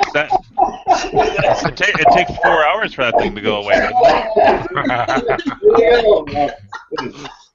That's This is fucking hilarious. Okay, ready? Trick. Great. You better present this. Oh, look, it's Hold on, let me Bob, present. is that Bob the Builder? Funhouse. Alright, ready? Shut up. Hey. Here we go. Ready? We can fix anything in the workshop. You break it, we fix it. That's it. Why, wait a minute, Dave, why does that guy sound Mexican? What the fuck is that blue thing? Here, hold on. Here we go. You sit on that? That's fucking racist. It's a saw. It's a saw, not a drill. Not a dildo. Well, the end. It's like the circular saw could use a new blade. No problem, we can't hammer out. Dude, that's totally fucking racist. Wait a second, why is there holes in his hands? Let's see his hands again. He's supposed to hold tools, I guess. This is going to the garden. Yeah, tools. Let's see his hands. Can you A wide just- assortment. Oh, God. We got a double fisting going on there. That's too small. Watch your fingers. Cuidado con los deditos. What? That's so fucking racist. What's happening? Holy Christ. Wait, did you find that outside of a Home Depot? Why is he gotta be fucking Speedy Gonzales? All right, Brad, you have to recruit a Mexican arcade collector on this show so that Holy you shit. can't be entirely racist. This is fucking terrible. You break Let me build your house, yo. It's a handyman. Spicy wiener. Just leave that outside of Home Depot and see what happens. Oh boy. Where are we at? What is this show fucking doing? Well, I'll tell you what I picked up. Hey, Aaron, let's hear what you picked up this week. Yay! He's been holding that for a long time. Oh, wait, actually, we got to pause, though, because we've got another pole position story. Oh. Oh. Sorry, I can't let that shit go. I'm never getting to you. Carrie, what are you shoving in your mouth? Actually, it's a double tree cookie. I'm at the Double Tree in Sacramento. Oh, okay. Oh, you're in Gack's neighborhood. Yeah, you're in my neck of the woods.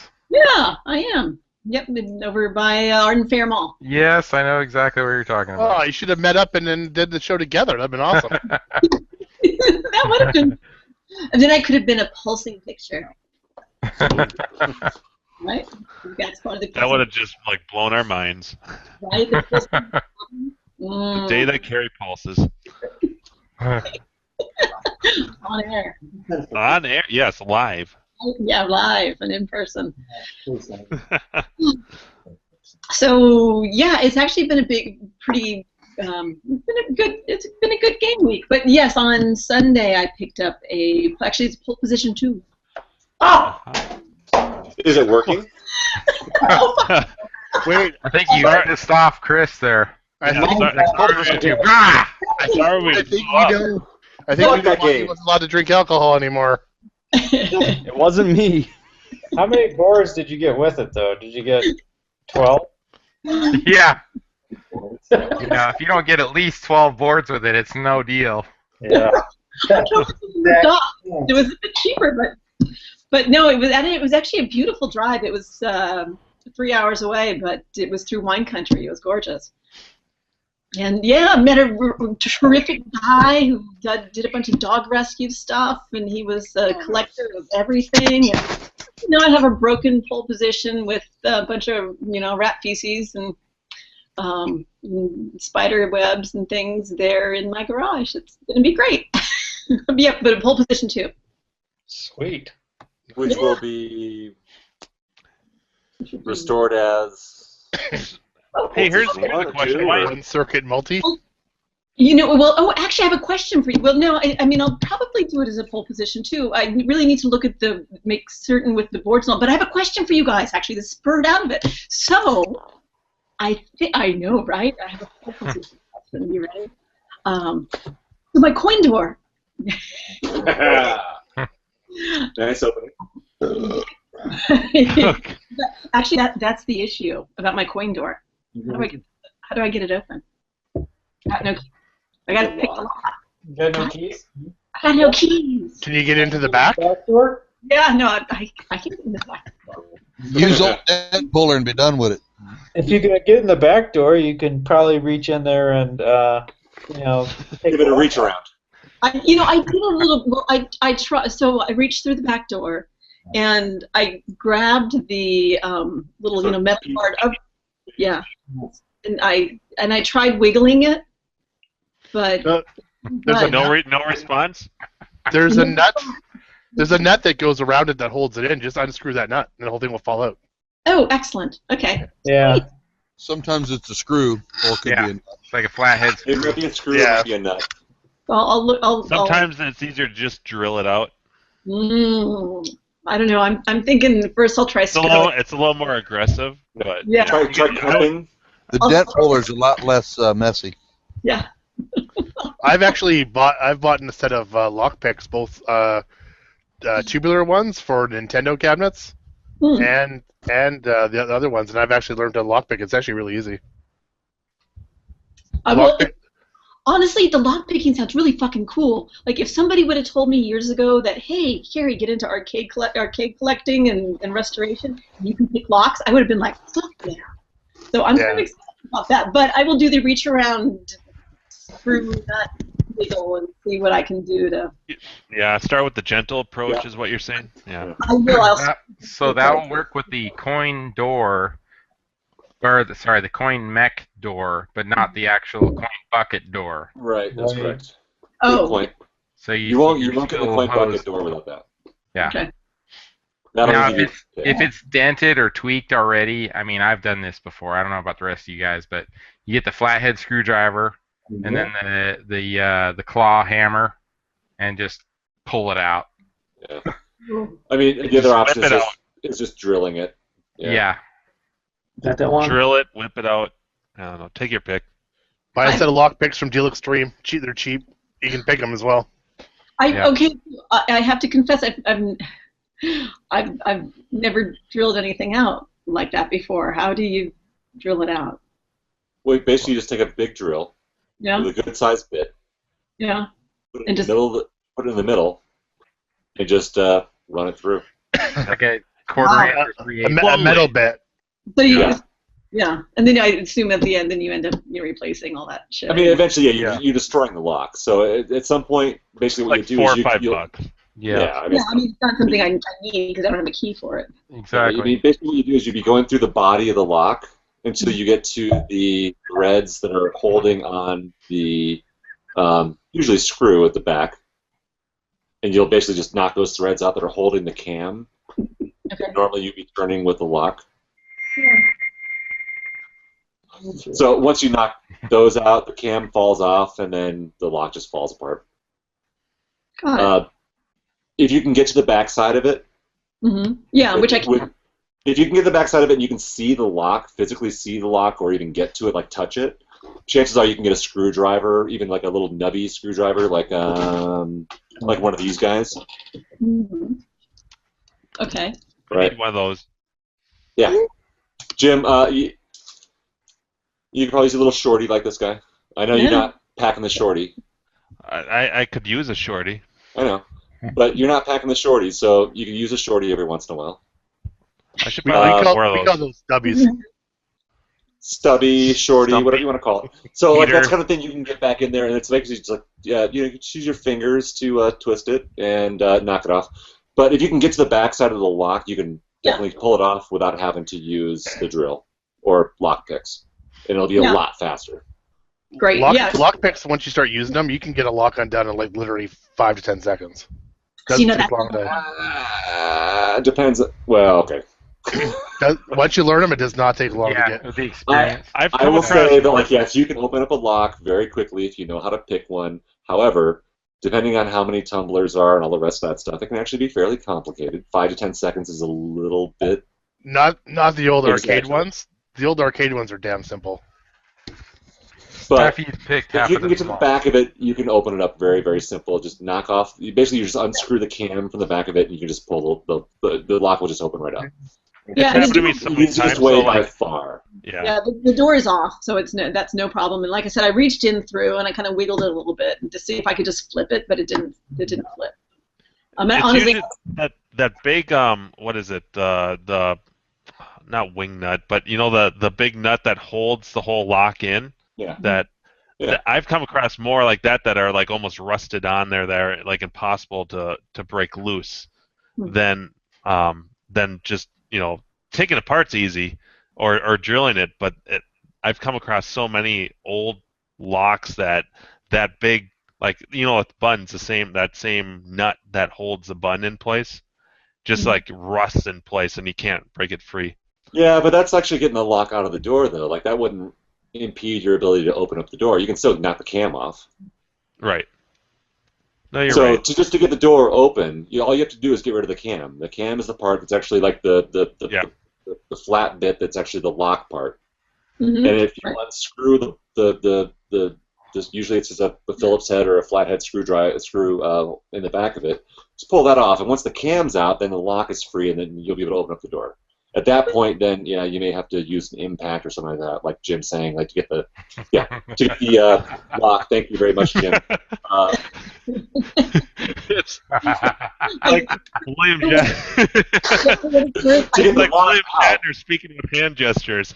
We have to. No, you got it. It'd be more complicated to do that part, but getting the cam off is pretty simple. Okay. Good to know. I put a couple links to videos about bump keys as well. So a bump key can literally open a lock in like less than 5 seconds. It takes like 2 seconds to open up a lock. So they're illegal in some places though, so you have to watch out where you get them. The only ones legally allowed to have a bump key are licensed locksmiths. But if you order from China or whatever, you can get it. So let's talk to the cop about that. Are you guys watching it. porn? Links to videos about bump keys. Time out. Yeah, we're watching you guys. Yeah. And listen to it. All right, Dave from Buffalo. Who's allowed to have a fucking lock-picking tool? No, I mean, yes, no. I'm not saying that like there aren't possible ways or easy ways to use lockpicks to open up locks. I'm not suggesting that's not the case. 5 to 10 seconds for your typical tool to get in is maybe a little bit Watch the ambitious. bump keys. That's why bump keys are illegal. Are you talking about you weren't talking about that. You were talking about using a lockpick, which is like a torsion bar and like a thing. Well, a bump key is just a modern version. It's just an easier, cheaper, quicker way of getting in. Possession of burglar tools. Awesome. Bump keys are actually used by locksmiths now because it's way quicker than even lockpicks. Yeah. Well, thank you very much for all the advice, and I will take another look at my coin door so I can get that thing open so I can then pop my control panel down and all that kind of good stuff. Yeah, you can get to the back of the lock. It's probably just a screwdriver, and you'll be fine. Yeah, no, the door's off because the lock back is stripped. So I've yet to mess with my cock pole, but the two things that I know, just words to live by, I guess, maybe, I don't know, is there's the 5-volt mod. The 5-volt mod. The sense mod. Check into that. I don't know how to do it, but that's what I've been told.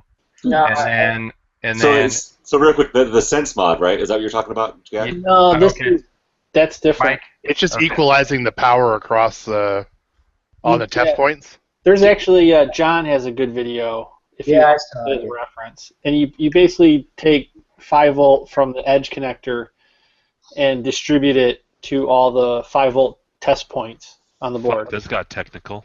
Right, but that's a sense mod, isn't it? No, Maybe the that's sense also- mod I thought is for the AR2 boards. Oh. Where Well, they're I thought that was an issue with the power supplies, like seeing that they were getting voltage drops and then burning the edge connectors because they were trying to bump the voltage at the power supply. Exactly. So I thought that you got around that by running the jumpers to the test points. Well, I think there- 5 volts. Yeah, there's a sense mod though for the the audio regulator boards that you can do to disable that. Yeah. I think that's called the sense mod. Okay. Okay. Gotcha. Makes sense. Yeah, It's thanks, basically just- Jim.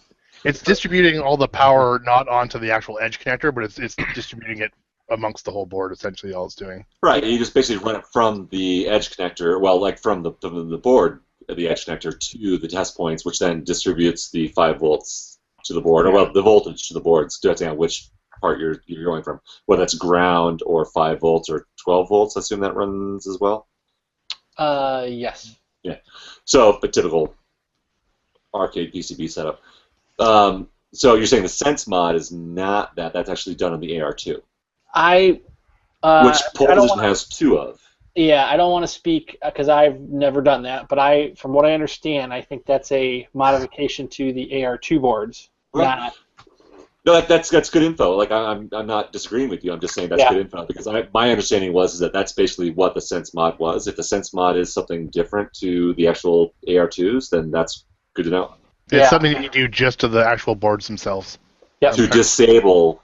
So basically, what the AR2s are, what happens is that as the resistance increases from the edge connector to the PCB, the voltage regulator on the power supply starts bumping voltage, Right. which then eventually will start burning out the edge connector, which is the edge connector you connect to the PCB. So from like a harness, you connect a plug into the PCB, and what it does is it doesn't see the voltage it wants to see, so it tries to fix it automatically by saying like, oh, we're not getting that 5 volts, we're only getting 4.5.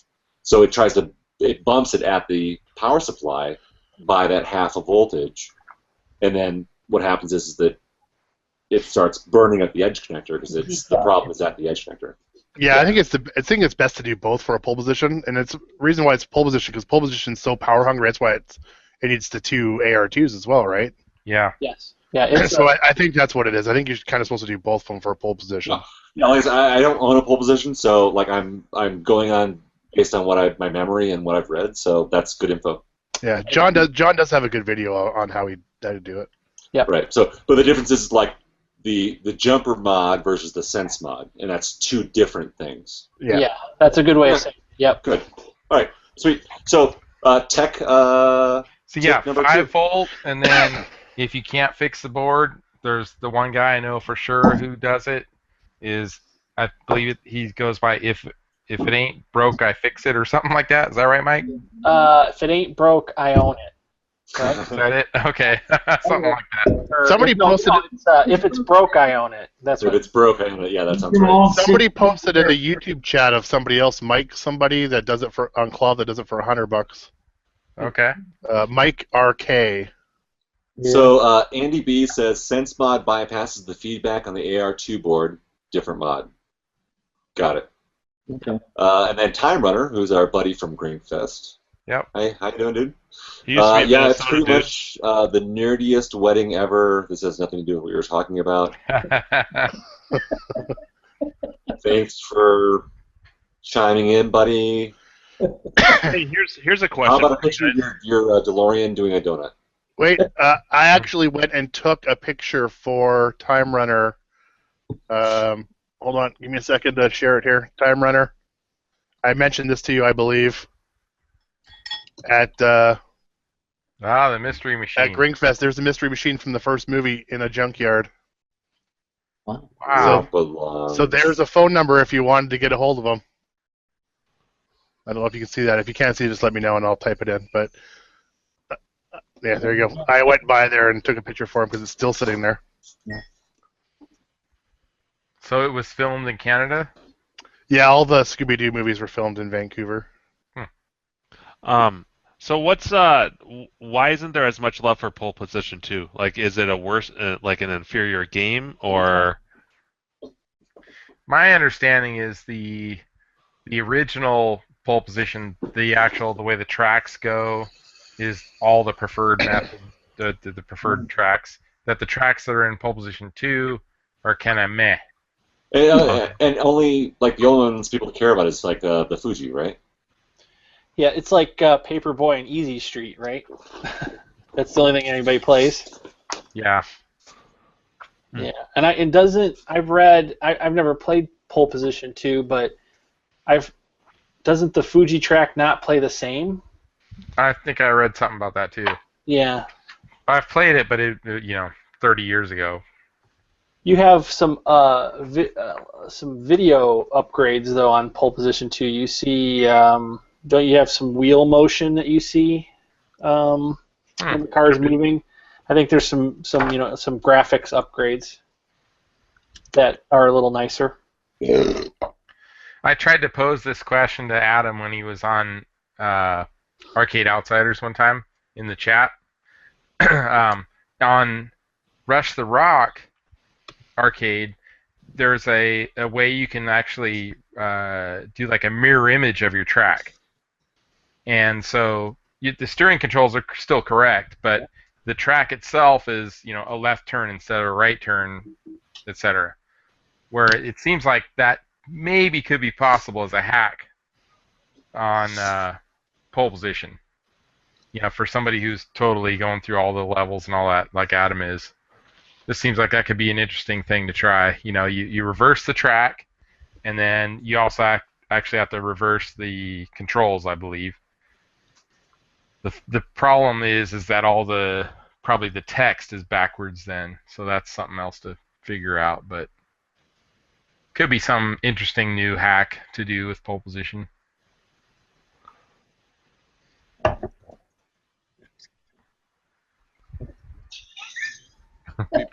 What? Lost levels. That would actually be kind of a cool thing to do for like Grinkfest or Brofest to change it up a little bit. Would be to switch it around like that. That would totally mess with the guys that are good at it. Yeah, you got to reverse all your controls. Yeah, that'd actually be pretty cool.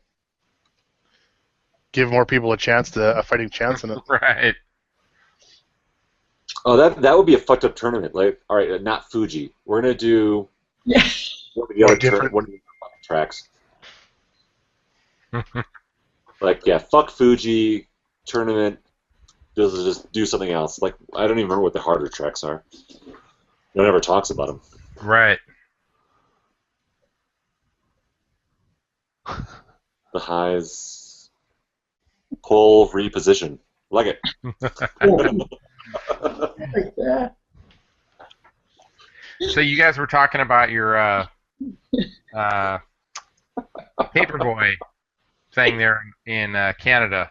I got a little side story on my acquisition of my pole position. I'm sorry, Paperboy a few years ago. What about your? Yeah. Let's hear it all, buddy.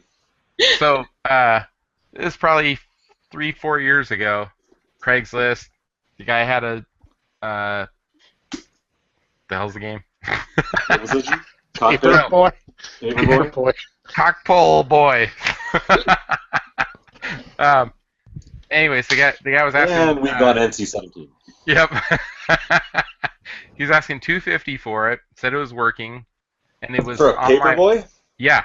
Wow. And it was on my drive home after work, and so I sent the guy a message at lunch, and said, "Yeah, I'm totally interested. You know, I'd like to take a look at it. I'd like to buy it." And so, probably about I got about a 45-minute drive home from work. It's about 10 minutes along the way, and I go over there, and it was kind of a weird little off track to get to the house, and I go there, and his garage door is all bent and twisted, and it just seemed kind of a mess, the whole lot, and the guy showed up after I got there, and he had to kind of like kick the door up to roll up the garage door, and the place is trashed, the house, the lot, everything. There's dog shit all over the garage floor, and the arcade machines in the garage, and that is pretty much that, and a couple other random things in there, and I'm like, yeah, so I want to make sure it's working. Can you plug it in? And he's like, oh well, we'll do this real quick. And he gets an extension cord, plugs it in, and walks over to the neighbor's house because he had no power at his house.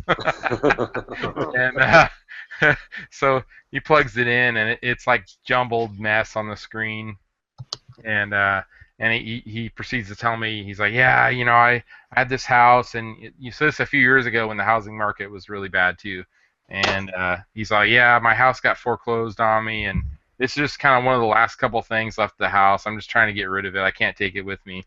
So I'm starting to think in my head, negotiating, right?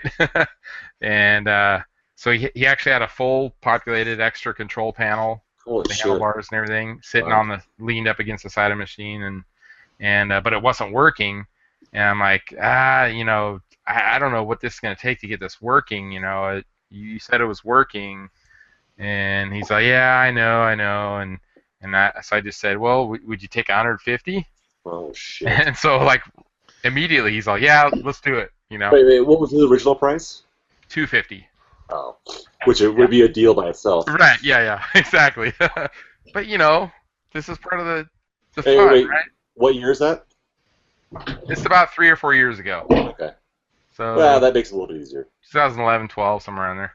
So so I'm like, all right, so it's kind of an agreed deal. And then as I'm standing there, he's unplugging the cord and starting to wrap it up, and this other car pulls up, and this guy comes out, and he has like a digital camera, and he's kind of like taking pictures of the guy's lot and the house and everything.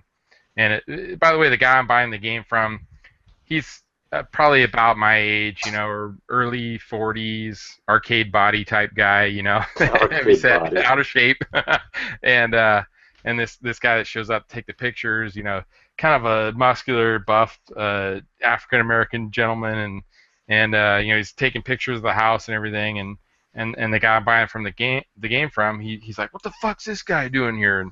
And he like goes up to the guy, And he's like, "What are you doing here? What are you taking pictures of my property? Get the fuck off my property!" Like yelling at the guy, and the guy's like, "Dude, I'm here. I was hired by a company. I got to take pictures of this house and everything." And I mean, the dude was like in his face. I mean, like his nose was like 3 or 4 inches away from the other guy's nose, just like yelling at the guy, "Get the fuck off my property! The hell are you doing in here?" And I'm just kind of like, I gotta hurry up and get out of here with this arcade machine, Like, I'm like rolling around him with the dolly and everything. I'm like, "Excuse me, coming through," But man, just what a weird kind of sketchy scene. But yeah, so basically the guy was representing the real estate company that had foreclosed on the house, so he's taking pictures of it to post it for sale, but the guy was like, I'll call the cops on you. He's like, "Go ahead, do it." I was just nervous scene there, man. I was like, the guy's gonna start fighting. What am I gonna do, So, but so I sealed the deal, loaded it up. The guy kind of backed off and sat in his car for a little bit, and then I loaded up the game and took off. And yep, exactly.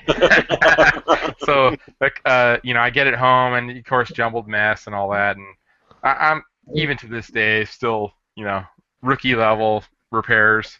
But good buddy of mine, Tron guy, he goes by Dylan. Tron guy. Yep, Dylan. So I sent him a message, and I was like, "Hey, I just picked up this game. Maybe we'll work out a deal, and I'll pay you to fix the machine for me." So I brought it over there, and a couple days later, he's all, "Hey, did you by chance look at the serial number on this game?" I'm like, "No, what?" He's all, "It's serial number 1." I'm like, "You're shitting me, man." He's all, "No, really?" So so it's there's no way to prove anything 100%, but it's handwritten, the serial numbers on the outside of the game, on the circuit board, and on the power supply, and it's like, I think 4 or 5 zeros and 1. So it's upright number 1, pole position,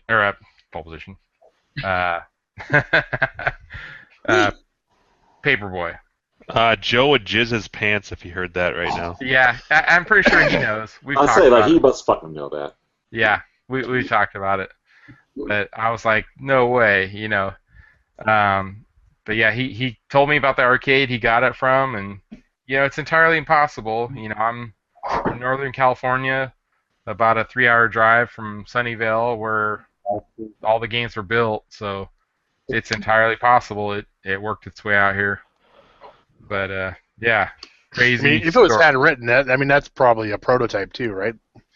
Yeah, Dylan seemed to think it might have been, but after he investigated the wiring and stuff, and there's a thread where he was repairing the monitor and stuff, but now he seems to think it matches up, what production models were, wiring and stuff, but the actual prototype was Atari Scott had that one. It was right. But there's always more than one prototype, though. Yeah. It could have been one that went out to like the CEO's house, or right. The salesman wanted, or something like that. But there's no side art on it. It's just the white vinyl on the sides, and it's peeling, and the cabinet's beat up and stuff. But I bought this old game. He reproduced the silk screen side art for the System 1 cabinets. I even bought that, when he did one run a couple years back, and but then I started thinking, I'm like, should I even mess with it? Just keep it all original as possible, Oh, for sure. For this machine specifically, So. Nah, just FizzGig it. Right. Yeah. Exactly. CNC a new cabinet, screw it. That's right. Yeah, scrap it. It's not perfect. No, that would be. Well, now it's Mark. Was it Markery? Yeah, Mark ML or something like that. Did it have the Atari label on it? The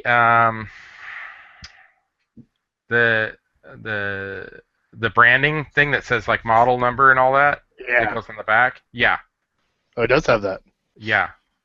Is there a serial number on that too, or no? Serial number's handwritten on it though. Oh. And I don't see any marks of it, being like erased. I mean, I don't know why somebody would want to do that.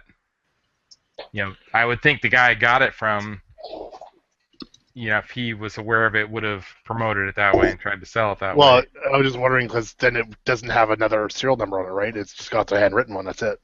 Yeah. Yeah. And it's the same handwriting, the same pen on the outside of the cabinet and on the inside on the PCB. And I think the power supply. I think there's 3 places that have it the same exact upright number 1. That's cool. So yeah, what a trip though. Yeah, we all have our sketchy arcade, especially for that price. Yeah. Yeah. Right now, there's new old stock hand grips on eBay for $88. I mean, I do have a set. You almost got the whole game for that. Right. Yeah. Yeah. I was fortunate enough to get my set from Milestar a few years ago at CAX. I want Chris's fucking Forgotten World spinners. Yeah, there you go. Yeah, those are arm's reach for me right now. I want to sweet talk you out of those things so bad.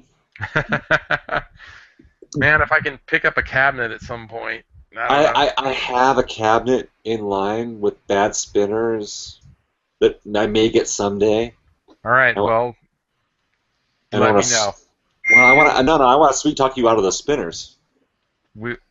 I would totally support, revitalizing a game if that came down to it. So the spinners that it has on it right now, we call them jokingly, they're Mazda gas cap covers. They're like these horrible plastic gas cap with finger holes on them. They're terrible. All right, so I'm grabbing them right now.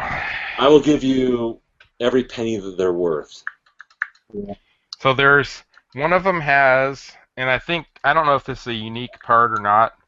At the bottom, when you push down, I don't know if it's to fire. I assume you push down to fire, yeah. So there's a cherry switch at the bottom, and there's kind of this. It almost looks like a custom-made stainless, leaf switch kind of thing that goes at the bottom of the shaft. Yep. So one of them has it on it, the other one's completely missing. But I don't know if that's how hard that part is to find. But it's complete other than that. I'll figure it out, dude. Yeah, exactly. I will give you their worth if I can get this fucking cab. Well, let me know. I'm totally cool with that, to be honest.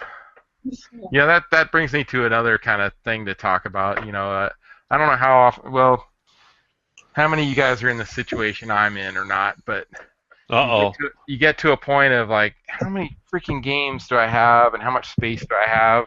How many dead monitors or half-working monitors can I pick up on the shelf? And you still keep buying them. Yes. When do you guys consider purging a bit? When is too much? Yes. Or how much is too much? I just started paying for warehouse space, so don't talk to me about that. No. Yeah.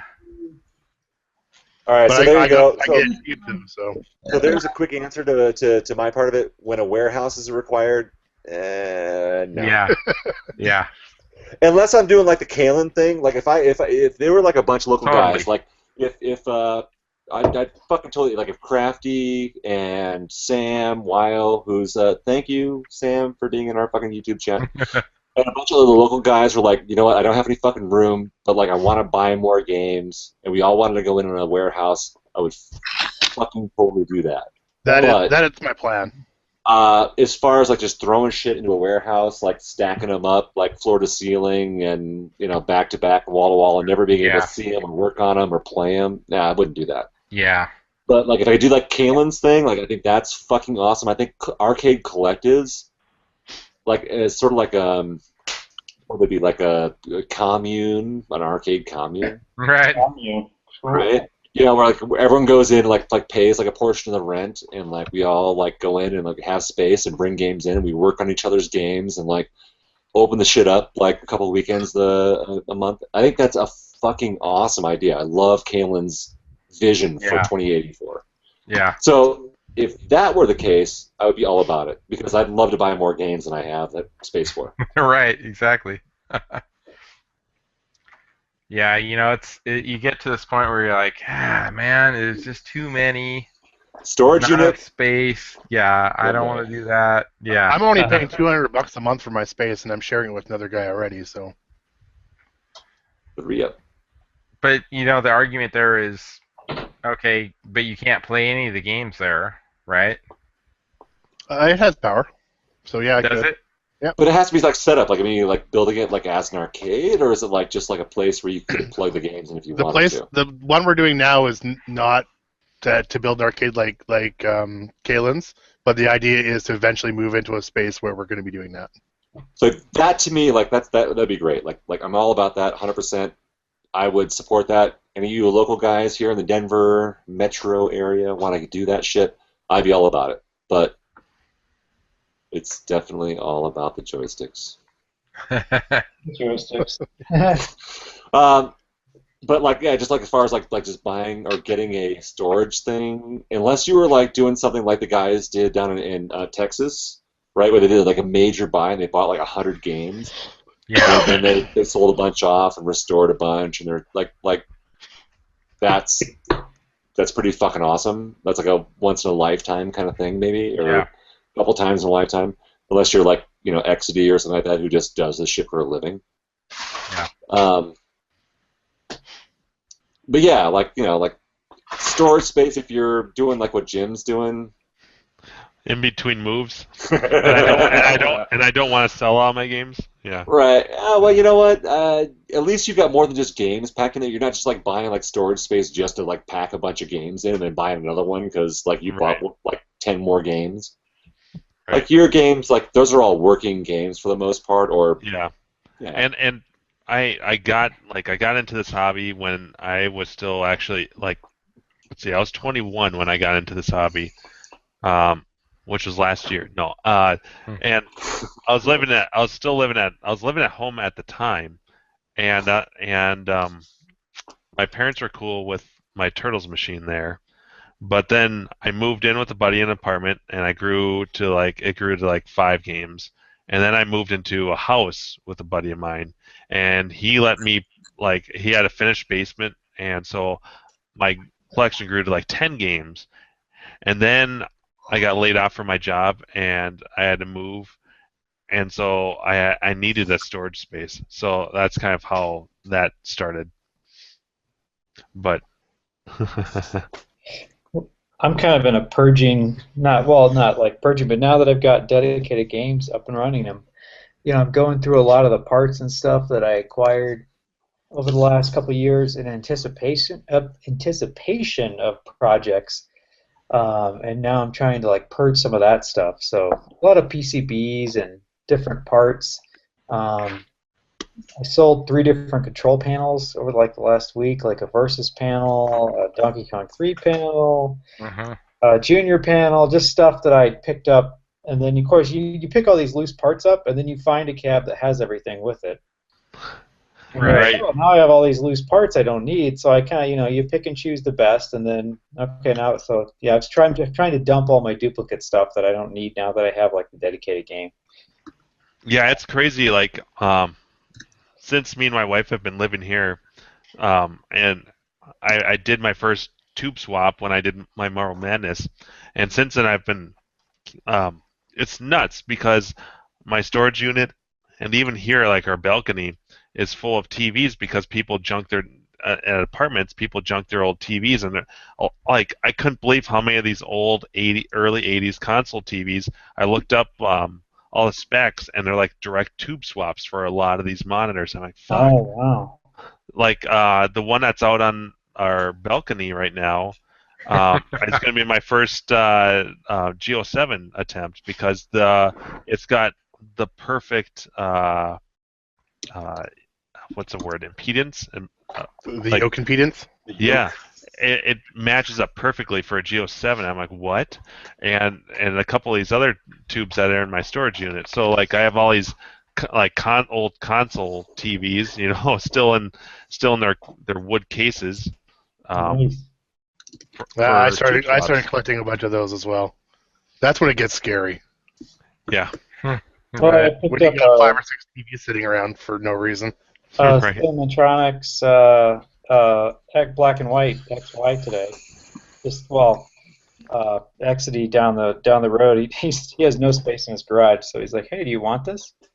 Like, okay. So I mean, I have no use for Cinematronics Black and White XY right now, but I'd kind of like a vector monitor like that just to kind of play around with. So yeah, I acquired that. One more monitor for the horde. Yeah. But yeah, I mean, one of the things I struggle with is, I consider some of the games, really valuable. I'm like, I just feel kind of nervous sitting on a bunch of money, almost. That's the way I felt with some pinball machines I had before. I'm like, I almost feel guilty.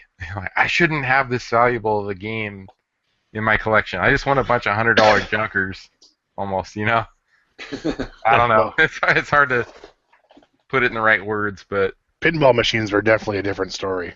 yeah. I mean, my wife's got 3 pinball machines, and she probably has more, like twice as much wrapped up in those than I do in like 40 of my arcade games. Right. Yeah. Pins are crazy. That should Actually, hurt I almost bought another pin this week, but I talked myself down off the ledge. Oh, what was it?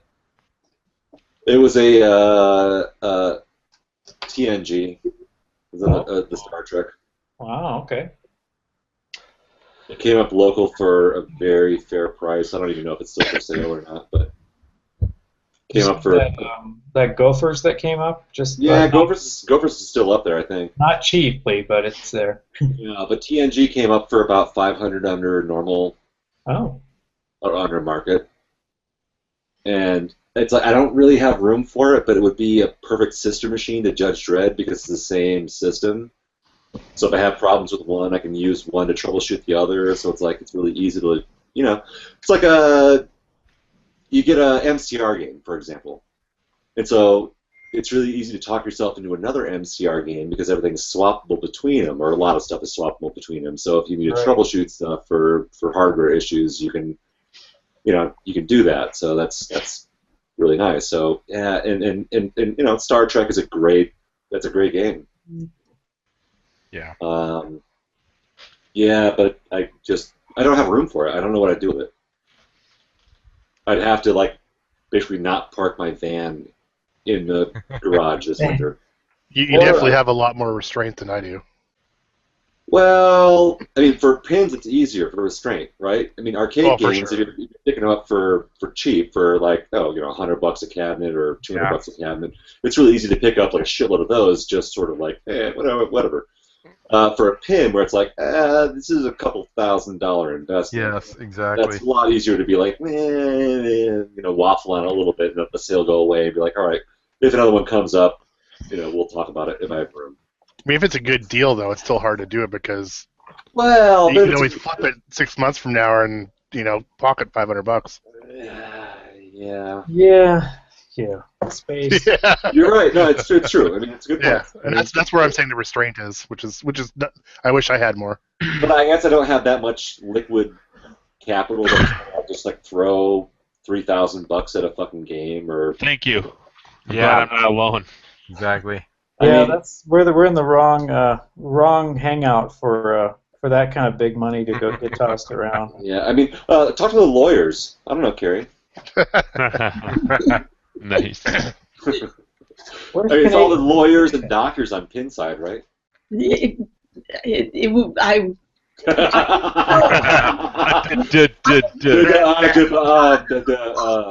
I'm not one of those. I'm a fine government attorney. Formerly one who defended the public, and now one who helps statewide the public. Poorly paid. Champion of justice. I am a fucking champion of justice. You're goddamn. Wow. That's why I'm here in Sacramento, ready to champion some justice. Fuck yeah. Fuck yeah! I'm gonna go in your fucking ass tomorrow. Motherfuckers! Woo! Whose ass is what? Right? And then somebody finds these videos online and uses it in court against you. Yeah, right. Oh my God, Court is but a distant memory for me at this point. But yes. Yay. So I don't know if you guys saw a thread. I think most of it happened today. I think Kalen actually picked up and sold a crossbow. I think exiting crossbow. Nice, yeah. So A rare bird. it was a little confusing, the thread, if you didn't pay attention to it. But kind of the summary was somebody bought one in Clovis in near Fresno. About 4 or 5 months ago for $75 working. Oh shit! Yeah, and I think what happened was he wound up selling it, behind the scenes to somebody, and then that somebody else sold it to Kalen just recently, like in the last week or two, and then Kalen sold it on eBay, and he sold it on eBay for $1,300. But you first, if you're not paying attention to it, it's like you're like somebody bought it for $75 and then sold it for $1,300. But once he explained it, it was like, okay, he drove 8 hours round trip to get it, and he paid $1,000 for it, and then he only sold it for $1,300. Oh man. So if you think about that, eBay fees and PayPal and all that's like 10%, right? So $1,300 minus 130, 1,200, 1,170, right?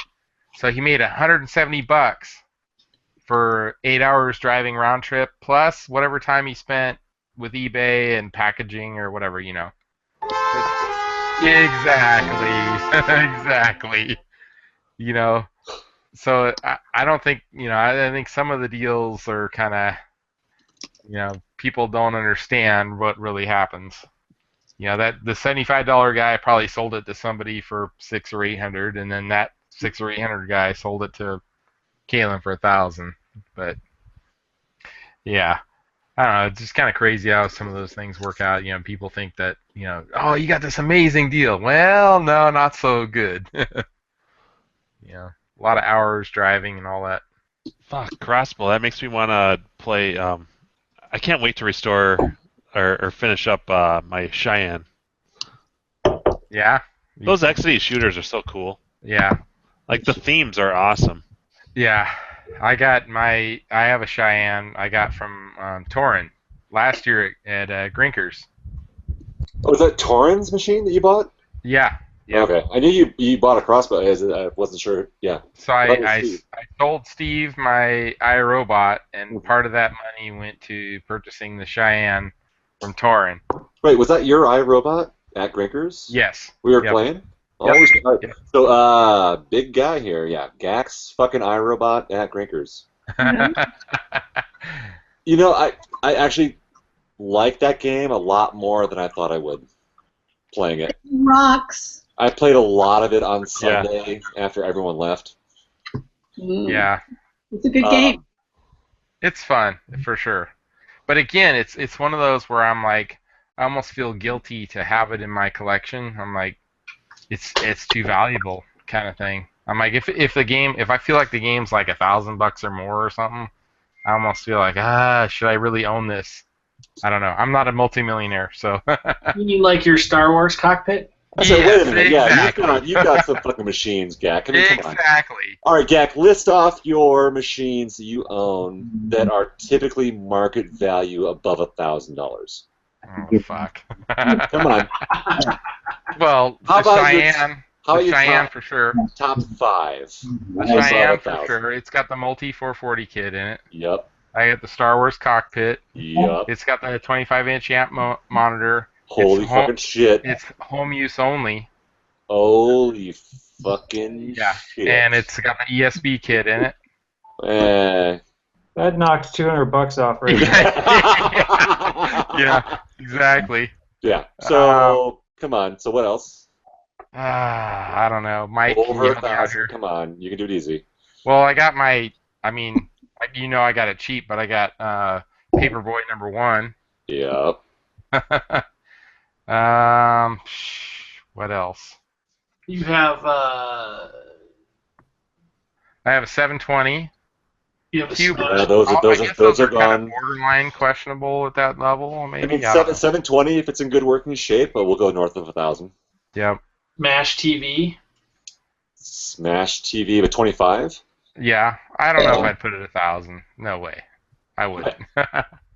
I think the right person would buy that for over 1,000. I better sell that shit. I have Tapper.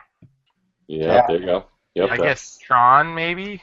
Tron is like, what's the conditions? Like restored or good original? No, or... it's original. I'd probably give it around a 7-ish. So that's probably around 1,000. Yeah. All original, fully working. Yep. Tron's demand big money. Yeah, I don't know. I guess what I'm getting at is like, I probably have 3, 4, 5, 6 games where I'm like, I almost feel guilty owning them. Like, should I sell them just to not? I'll take the Paperboy for $250. Right? Yeah, exactly. Hey, double your money. You're good. Yeah. Dude, I'll do the Paperboy for $5. Yeah. I'll bid $1. Bidding wars. I can give you 1,000 for that Super Sprint. Jeez. See, you know what? And I really want a Super Sprint. God damn it! I'd even Actual settle retail for a price? championship. Yeah. Mike, mine is. You've seen mine. Mine's nowhere near the condition yours was in. Yeah, I know, but still, I can't believe. Yeah. That one hurt. John's That one condition hurt. is amazing. See, and I want a Super Sprint, I want a 25 medium res. Yeah, those are cool. That just seems like it's so sad that it's just a 19. In there. I know. It should be Yeah. a 25. It looks awkward. It really should be. I mean, it works because, like, I mean, that's what I grew up playing, right? I mean, that's what we played Yeah. in the arcade. I love Super Sprint from back in my teen years, like playing that shit in the arcade. And I never noticed it was a 19, but it really deserves a 25 in that 3-player cabinet. At least the artwork is good around it. I mean, it's Yeah. well and It should be like a super off-road. You know, what's the other one that did that? Rampage. Yeah. Rampage could easily fit a 25-inch That's monitor. a giant cabinet. I totally could have done it. I think my friend has one with a 25-inch monitor in it. Yeah, they obviously modified it to that. It's not a factory, yeah. Yeah. Ugh. Jim, did you say bogus in the chat? Bogus. At some point. Oh, I I just love did the that. fact that your two off-the-cuff phrases are bonus or bogus. That's a good point. I never even thought of that. I like 5-letter B words. Whatever. Yeah, you're all about the B. With the us. What? The BS. There's a joke in there somewhere. I'm sure there is. We're working on it. It's just not working. I know. The Yeah, gears are sorry. turning, but nothing. Coming slowly. So, Carrie, you liked my donut porn? Boobs. I loved your donut porn. Although, so the funny part is, so you sent me the donut porn, and I'm Wait. Where's the donut porn? Yeah, hold on. I posted a couple photos in the No, chat. no. All right, go ahead. You guys can keep chatting. I just want a link. Give me a link. Yeah, I don't Hold see up, no link. I'll send. Yeah. It was a long time ago. Let me. it was like that was a lot of cockpits ago. Back to the I'm gonna post like 5 photos in here. Let's see here. Here's just to set it up. Okay. Exidy Chiller was that an Exidy game? Yes. I Yes. think so. Yeah. Oh man, that game was strange. I don't think I'd want to own one of those because I would never play it. It's Yeah, not that great of a game. It's that's like around. kind of fucked up for like what it is, but I think Crossbow and Cheyenne are really the top 2 games on that. yeah. I love the fucking Western theme of Cheyenne and the music and everything. It's so cool. Right. Yeah. So last week I was telling you guys that I was riding the bus down to time it out and make sure I knew where everything was, and so I was going to look for, because I had to be down there for 3 hours because I was the earliest the next bus brought me home. So I was like, I'm going to look for a donut shop, and it took me longer than I thought to, but this is like I just literally stumbled upon this place. It's like this little hole in the wall shop, and holy crap. Wow. No donut, pun intended. My boob site. It's like, could it be more transparent? These goddamn links, I need to run them all through like Imaguro or. You didn't even tiny URL. I didn't. Yeah. That's great. Wow. But yes, it was. I had Yeah, those old fashions. No, they're glazed. No, they're glazed. And if not, they will be soon. You know what I'm saying? But what does she do with the twist? I haven't been eating sugar a lot either, and so the first thing I looked at in that photo was like, oh, those donuts look so good. I'm like, yeah, I don't care what Yeah. donuts. There's not custard filling in those. Yeah. Not yet. Oh, nice. Nicely done. Yeah, this is the first time I'd had like a good donut in a very long time because I'm not a big sweets guy. I lost my sweet tooth when I claim when I acquired beer, but this place was just fucking phenomenal. It's never gonna end.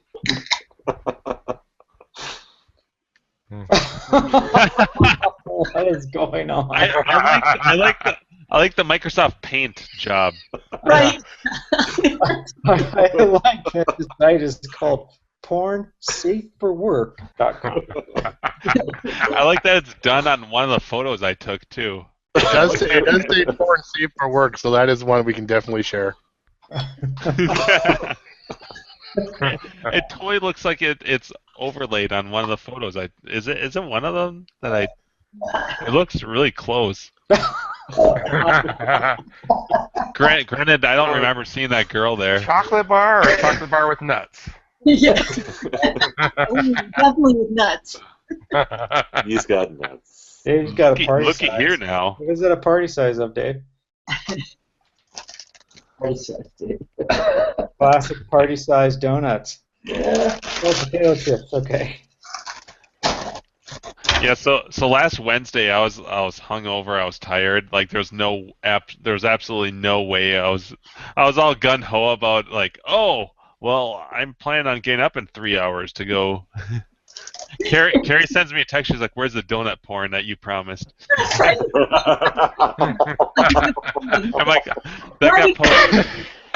I'm like, that got postponed to Thursday. So Yeah. But you delivered on the donut porn. thank you.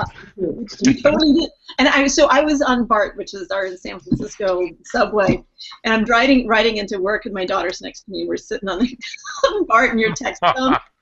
I do this. Woo! Donut porn. And she's like, what? I said porn, and she's like, shh. I know. I'm gonna send you like 5 pictures. Like, I can only imagine like what the people are thinking. Why is this dude taking photos of donuts? Like, And I'm squealing about donut porn. Afterwards, of course, because I'm in the San Francisco Bay Area, so donut porn really could be about anything. Oh boy. Right? I swear between like the apple cider and the 2 donuts I probably had enough sugar for like a month. Like it was just nuts. Like you could just like you take a bite and it's just like you can almost just like taste just the sugar. Wait, did you have apple cider too? Yeah, that's what. Here, I thought you had like an iced coffee or something. Oh no, I'm not a coffee person. So like most coffee shops will sell like some sort of cider, and so that's usually what I get. So and I'm sure this was just like jam packed of sugar as well. Oh yeah, but wait a minute. Coffee shops sell cider? What? This one did. I've never. That might. Is this like a Midwest thing? It must be because like the Starbucks and here in Minnesota there's a Caribou coffee, which is kind of like the Minnesota Starbucks, and they both have like hot apple spice or cider or something. I had Caribou at the Mall of America. There's like on every floor there's like 4 of those things. So is it caffeinated? Like caffeinated hot cider or anything? No. No. Like Starbucks is the caramel apple cider. Yeah, that's what I had at the beginning of the day at the Barnes and I Noble. drink those a lot. I like those.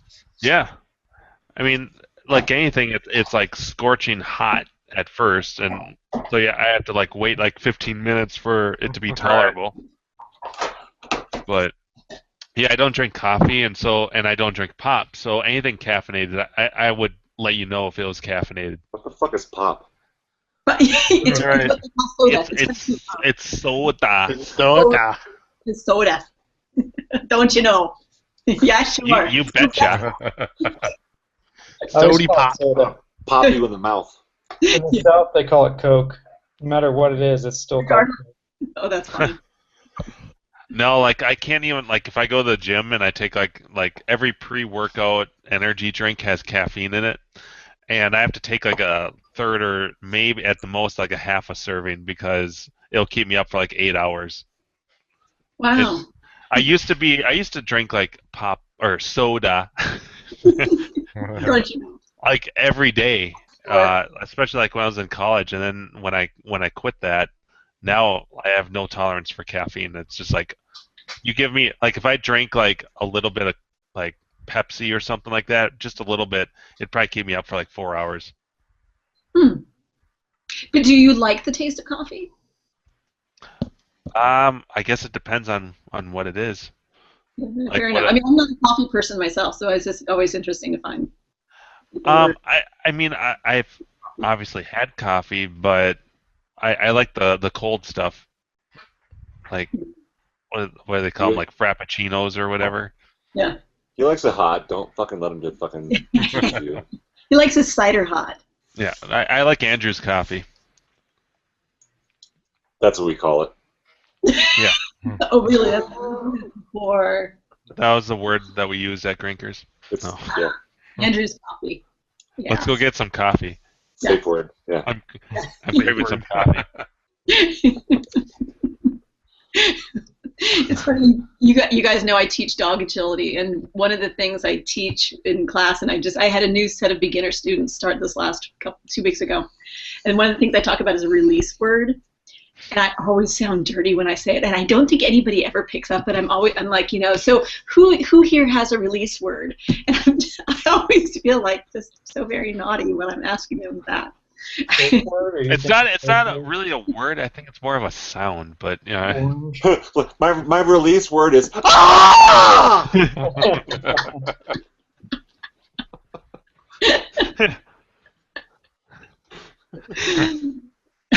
My release word is yes. Yeah. That's better, actually. Yeah.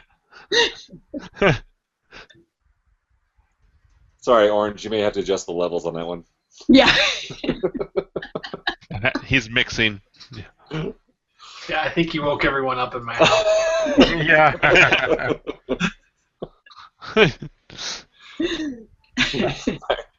My safe word is don't stop.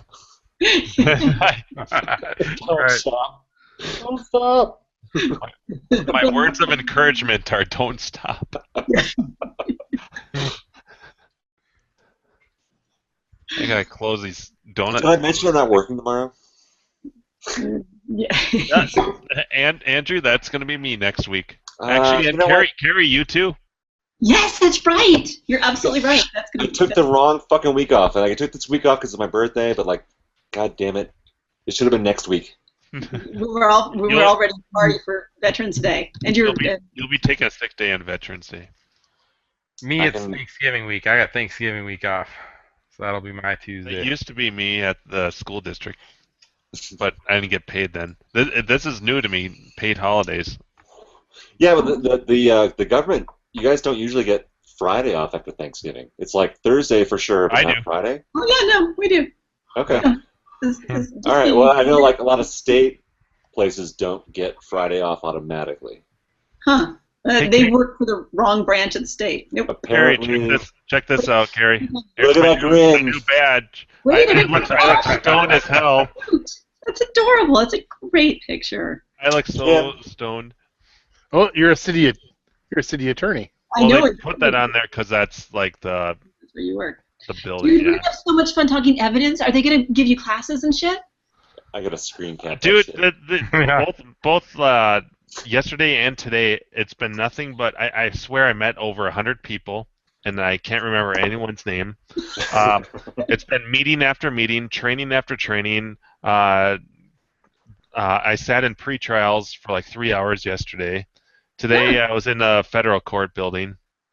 And there's 2 cases already, 2 that will probably be trials that I'll be helping with. One is a police shooting, and I can't remember what the other one was. So like things are moving really fast, but everyone's freaking awesome. Like it's a cool place to be. Well, that's awesome. Yeah, I'm pretty excited. It'll be a good time, and it's weird because like I have a supervisor, but I don't know if it's more if more professional is the right word, but it's different. Like I don't have to tell anyone when I'm leaving. I kind of set my own hours, so it's different for me, like compared to other jobs. Yeah, and that doesn't sound all that government-like. Although when I was working for the public defender's office, and I think like the DA's office too, tended to be more like that. But my disclaimer is when I worked for the PD's office, I actually wasn't a county employee. It was a private law firm that had a contract to do public defender services, and we were just like a fucking group of cats that just roamed all about and were pretty much incorrigible and difficult to supervise. But I think that a lot of the law offices tend to be a little more like that when they're working for the county or the state. So that's cool that you're in that environment. You get the benefit of having the holidays without all of the government restrictions that are, say, imposed on you right now. Did you say cats? Huh? Did you say cats? I said cats, yes. Oh, yeah. You know, independent, with a big fuck you attitude. Cats. Yeah. What type of cats, Carrie? Saucy cats. Cats that are difficult and you wouldn't want to mess with because they have big claws. Huh. I'm not going where you want me to go. Oh, Carrie, here's a weird question for you. Is it an attorney thing or maybe not? But I noticed so many people in at least attorneys and support staff, everyone that I work with, like I swear, like 75% of the people that are married don't wear their rings. Is that like? Yeah. It's just weird. It's like bartenders. Right, or bus drivers. No. But you don't really. Bus drivers. Looking for a handy between shifts. Oh yeah, they're a buddy of mine's a. What did I say? I don't wear mine. Yeah, I mean. No, I've not noticed. I don't know. Maybe because lawyers are naturally shifty. I have no idea, Jim. Yeah, it's yeah, really that's how's that something you picked up so quickly, Jim? Yeah, I know, right? Like how they'll have all their pictures of their kids and stuff, but they're not wearing their. But they could their be rings. divorced. That's exactly. Well, but I talked to them though, and I know so. Because I'd say a lot of lawyers are probably divorced from the stress of their job. Yeah. Yeah, but not these ones. I don't know. It's weird. Hang on a second.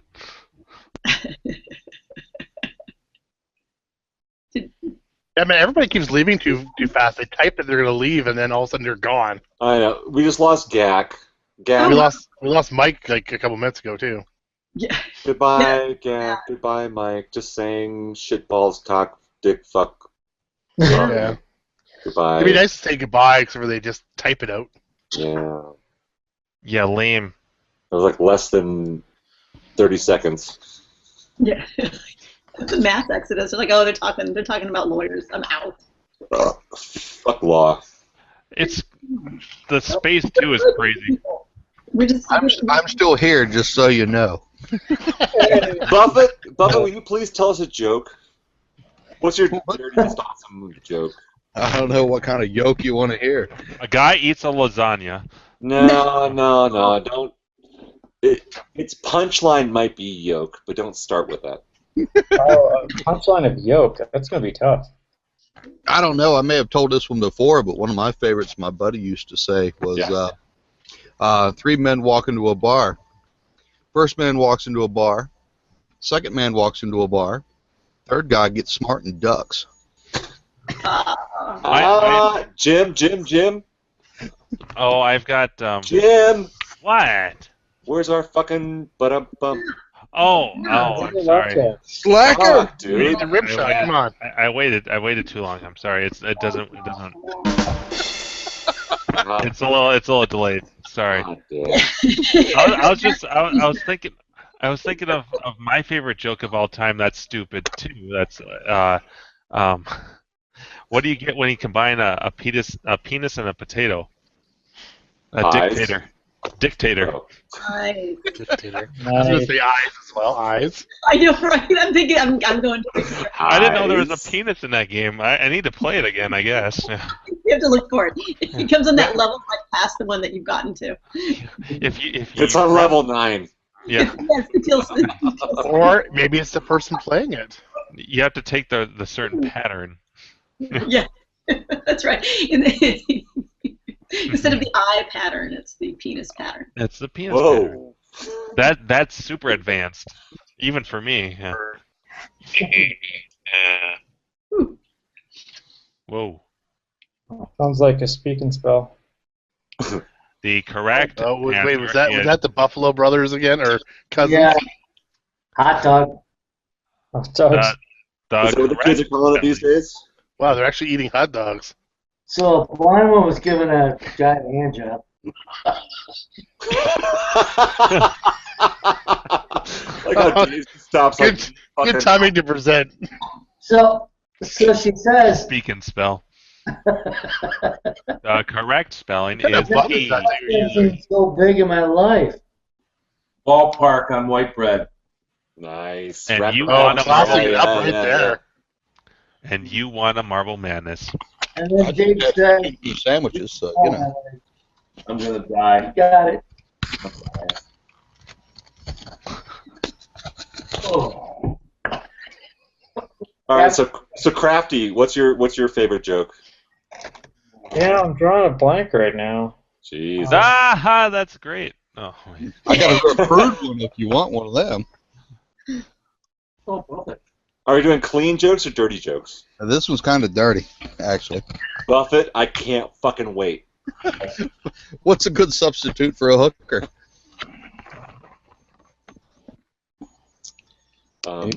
Anybody got any ideas?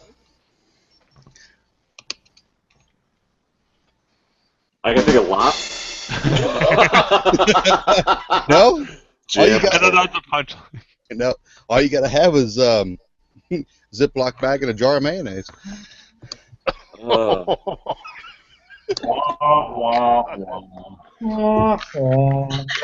you. Crafty, please redeem Buffett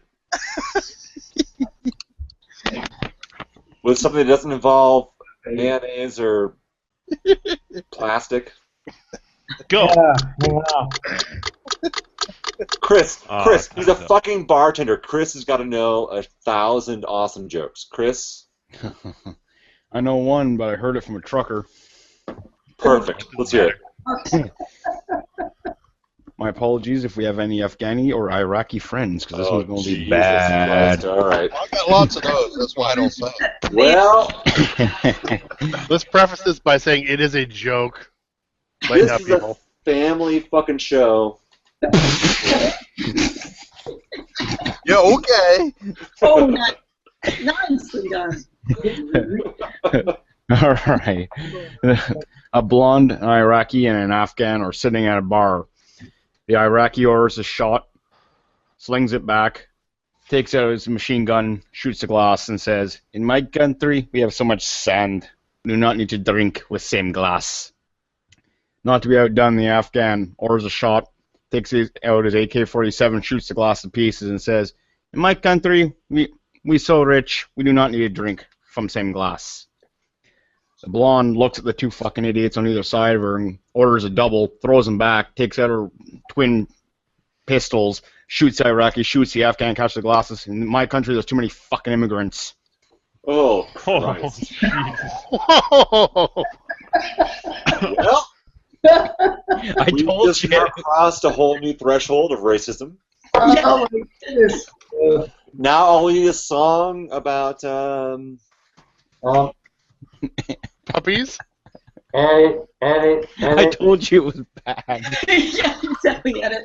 He did tell us. He did tell us. True. Yeah. If you ever want good jokes, just talk to a trucker, especially the long haul guys. Woo, they'll kill you with them. What time are we at right now so I can edit that shit out? it's 12:11 my time. 2:11 my time, so. We're about 2 hours into the show. Yeah, 2:11. Well, I think Carrie, do you have a joke? You know, Lawyers always have jokes. I know we do, but I'm drawing a blank. I hate to say it. I'm having some sort of performance anxiety here. I can't think of it. Performance anxiety. 2:48 YouTube time. That's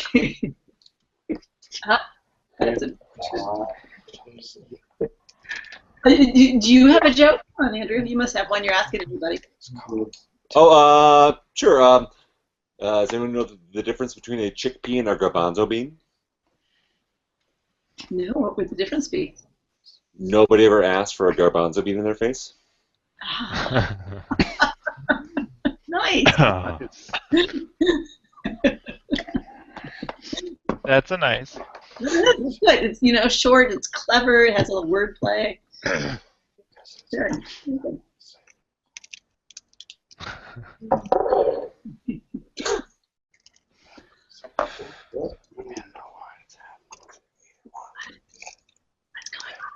Who's whispering?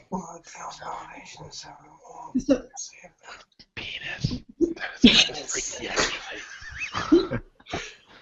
Would it be wrong? Would it be wrong for me to bring us back to the arcade game thing, or are we past that? I should just wait till next week. Oh no, let's hear an arcade thing. What, did you pick up another game? I did. Oh, besides pole position? Yeah, pole position was just for play. Honestly, I was sitting there, I was trolling Craigslist. I'm like, holy shit, that's a cheap pole position. I call the guy, he drops it down half price, and I'm like, fuck yeah, why not? I'll learn something. It'll be fun. What the hell? Do I even care about pole position? And I think, like you said, it's a rite of passage. It is. It's a rite of passage, isn't it? To have a pole position. It totally is. Yep. Pole position is my favorite racing game of all time. Yeah, nice. And I haven't played. I've played pole position, and I liked it. I've played San Francisco Rush. That was fun, just because it's amazing. Yeah. Right. Just the fact that they're able to make it. I got that feeling in your stomach when you're flying. But first of all, it's fun because it's San Francisco, and I'm like, oh, that roads totally don't go this way. Today, when I was in 3 hours of traffic to get to fucking Sacramento, which should have taken me an hour and 10 minutes. But so it's kind of fun to be like, look at me, I'm cruising through, and that's not the way these roads go. But the fact that it's, what are you drinking? Who? You with this yellow liquid. Emergency. No. Is that alcoholic? No, it's usually the beer is alcoholic. This is to offset the beer. Oh, you're at that point. Another pro tip by Andrew. Drink some water in an emergency while you're drinking a bunch of fucking beer. Yeah, that's a good idea. That is a good idea. I should be doing that right now. Oh, very nice, Tim. Very cute. Maybe maybe I'll along the lines of my garbanzo bean joke. Yeah. Hey, if Gak was here, he could talk to you about his 3 gallons of water he picked up on his way to Brofest. Oh. That was in your emergency. Oh, that's pretty cool. I got a call on my phone. Check out the size of my beer. It's a long, thin one you got there, mister. Well, I heard long. That's right, just gonna ignore the thin. You think my red tent's too high? Look at my thumb. I think you need to lower that thing. You look like Mac and me. See, I'm Jay Leno. Hey, guys. Oh yeah. Hey, Oh, guys, here's it, it's Dawn. Nate out here, guys. Come drive my car, guys. Hey, guys. Tell us a really shitty joke, Jay. Yeah. It's your monologue. Tell us. Oh, there goes your nose. Hey, guy, a man goes to the doctor for his annual checkup, and the doctor tells him, you need to stop masturbating. The man asks why. The doctor replies, because I'm trying to examine you. Hey, I'm Edge. Oh, we didn't make it around the WWE. orange whip trying to tell a joke. Sorry. Who else has got a joke? I don't have any jokes. Chris just posted that one. So I got quite a few, but they're really crude, so he'd have to edit most of them out. No, He has to edit you one. could not possibly shock us. No, probably not, but he'd have to edit the rest of them out. Come on, Buffett. Shock us. Let's see it. Oh, well, Give him the shocker. 3 lasagnas walk into Hey, a you bar. yeah. They all get eaten. The punchline is they all get eaten. The end. Nice. That is going on the back of the shirt as well. They all get eaten. They all, There's they gonna all be so many. It's good just be going to be text. Like, It's just a solid block of text. read Okay, this. hold on a second. We've sidetracked here because Carrie's going to talk about another game. And Yeah. actually, before Carrie told her pole position, Crafty was going to talk about getting a game. Oh. Oh, he not? yeah. Well, I was just talking. I mentioned that monitor, but I was just going to talk about my 2-slot Neo Geo that I got that going, fired up and working. And I was finishing kind of little body, restoration on it, but ready to roll it back in the row pretty soon. Here, probably next couple days. So I was pretty happy about Crafty that. needs an eyes and a fantasy. I And do. eyes. I need either an eyes or a fantasy for sure. What carts do you have in your Neo? Right now I have Super Spy and Magician Lord, which is like my favorite Neo Geo platformer. Well, it's one of the few platformers for Neo Geo, but Magician Lord. Magician Lord? That's a good Magician one. Lord, yeah. Yeah, a rare. And what was the other one? The Super Spy, Super Spy, yeah. which is also fun. I have a multi-cart too, but that guy on the front without a shirt drives me crazy. And I don't know, it's just kind of weird playing the multi-cart because it's almost like too many choices and there's all those hacks and everything in there. So I have the 101, which is not as bad as the 161 and 1, but there's still like a lot of useless, King of Fighters, whatever. So There's a lot of those, yeah. yeah, so I kind of prefer to like try different games out on there, and then I make a note of it, and it's like, okay, if I ever see one of those cards that's pretty reasonable, I'll try to pick it up. That's kind of how I'm going to do it instead of having the multiple. Plus, the multi-card doesn't like to work in a 2-slot or 4-slot that well unless you have a certain combination of cards, and it's kind of a pain in the ass. Yeah, I Or never it's had the problems only with card. mine in a 1 slot, but I never tried it in anything else. Yeah, in the 1-slot it works great. In the 1-slot it seems to work great, but the 2-slot it's kind of very finicky and picky unless it's by itself, which kind of negates the whole purpose of a 1-slot, 2-slot. I mean, so. I mean, it's kind of perfect in a 1 slot because it's like a 1 slot for all the games. Or well, Yeah, I guess so. one of the games. The Magician Lords looks a little bit like the graphics look kind of like Ghosts and Goblins. Oh, it's kind of it's kind of got that that kind of platform vibe with the fantasy element, and the music is great in it. It's got some really great music. It's hard as crap. It was definitely like a quarter muncher, so it's super challenging. But yeah, it used to be like a cheap game, and now it's like $150. And I think I paid $60 for mine, and I got the little shock box with it with the repro. Well, not repro. It was somebody brand new art because they never really existed. The shock boxes never were sent out for the MVS because it was arcade operators. But there's people that make those, so it kind of has its own case and everything. So, but yeah, I got it cheap, like $60. So. Cool. Yeah, that's kind of cool.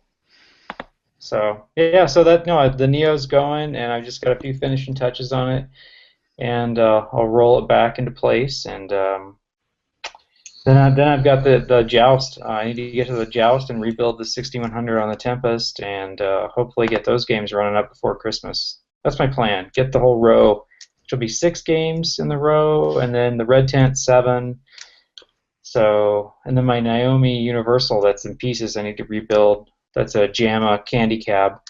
Will be 8. So. Oh, your collection's growing quick. I think we're losing Brian and Dave. Oh, are you drunk? Just saying, they're laughing and I gotta drive 4 hours to pick up a pole position. drive that shit and send me aboard. First All right. world problems. You got it. Take care, guys. See you next week. Or Thursday. Night, gentlemen. Peace out, fellas. See you boys Peace. later. Love you, man. Love you guys. Night, guys. Brian, Dave. Night. Boys from Buffalo. You need your own show. The Represent. Buffalo Twins. Form of a bucket of water. That Super Spy game looks pretty cool too. Yeah, Better it's a fun game. It's like It's a first person kind of old school first person. yeah, it's basically like first person it's basically like Punch Out in a way, but because you can kick, punch, you can duck, you have weapons like a knife and a gun, you can shoot, and but it's a beat 'em up. You're just facing like enemy after enemy, roaming these corridors, trying to find your way all around the map. And you get to actually go through the corridors yourself, right? Like your. Yeah, no, it's not on rails. You actually That's cool. go different directions, and yeah, it's fun. And Kind of like a Wolfenstein almost. yeah, and the sprites are huge. It was one of the first Neo Geo games I saw in person. I was like, holy shit, these sprites were like enormous. Yeah, I've never seen that before. It was really impressed me. Along with Magician Lore, the first time I saw that, I was like, what the hell is this? It's all colorful and bright, and the Neo Geo cabs were stereo, the 2 and 4 slots, so you had like the sound and yeah.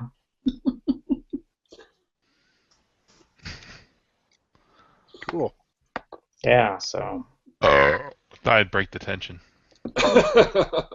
Sweet. I was getting crazy.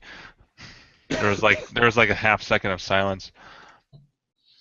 I tried Inferno. Can I just say I tried? So I went to John over by me had a Halloween party, and opened up his arcade, and he had an Inferno. Oh my fucking god, that was a great game. That's a video game? Yeah. Yeah. It's cool. Yeah, first-person shooter. It's a cool game. I don't need to fall in love with that one because there aren't very many. So, enough of the rare game. Williams game? So what's the other game that you picked up, Carrie? It's kind of joust-like in some of its language, although it doesn't play like joust. So speaking of rare games, I mentioned this actually a couple episodes ago that I had my oh shit, what did I just do purchase. But now I feel like I can finally talk about it because it got on the truck today. It's being delivered today, and it really wasn't oh shit. Although I think I got a decent price for it. I actually have a little bit of mostly cabinet type work I need to do on it. But I got an iRobot. Holy fucking shit. Whoa! I know, right? I wanted it to be on the truck before I even said anything. I was just so excited about it, and I was talking to the guy I got it from, and he just had too many projects, and he's like, I don't usually sell these, and that I haven't finished everything, but. Wait, where did it come from? Tennessee is where it's coming from. Holy shit!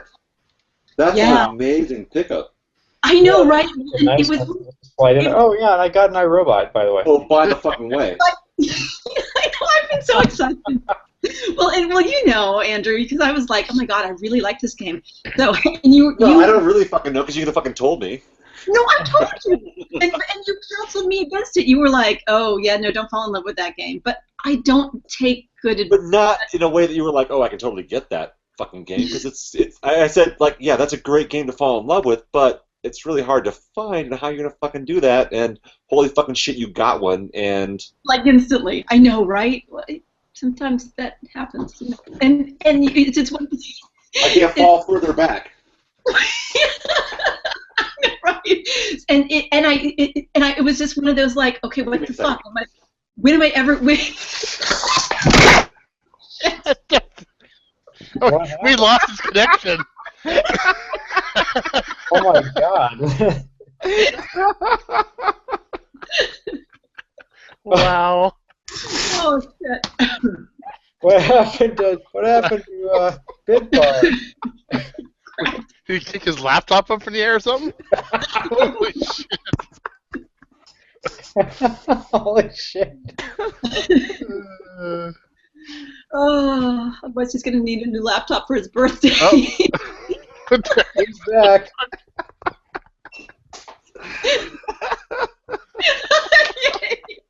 I need to present him. For most dramatic reaction, the board goes to Nicely done. Oh shit. Brad, you gotta get that up as soon as possible so I can see that again. I know, right? So much to go with awesome. The whole computer wasn't supposed to go with it. It's okay. Anyway, my robot. So yeah, and I actually got it from a clover. So I did. So we went to Grinkers, and I kept actually waiting for that thing that you called. So yeah, no, you wisely counseled me against it. You're like, hard to find, expensive. It wasn't supposed to be like a counsel against it. It was supposed to be like just like keep realistic. That's. Oh, Jim! Shit, Jim just logged back in. You don't understand. I make the impossible possible. That's what I do. That's why I'm a good supervisor. That's what I like. Jim, you just missed the most classic thing ever on the show. Where's the sound? Damn it! Wah, wah, wah, wah. If you got YouTube going, you need to backtrack. Sorry, Carrie, I didn't mean to interrupt. I totally spilled like a whole fucking beer, by the way. Yeah. Oh no! Thanks, Andy. It was more than a beer, I think. No, the whole laptop went with me. I forgot I was wearing headphones. Oh. It was a good Chevy Chase moment, though. It was a very nice pratfall.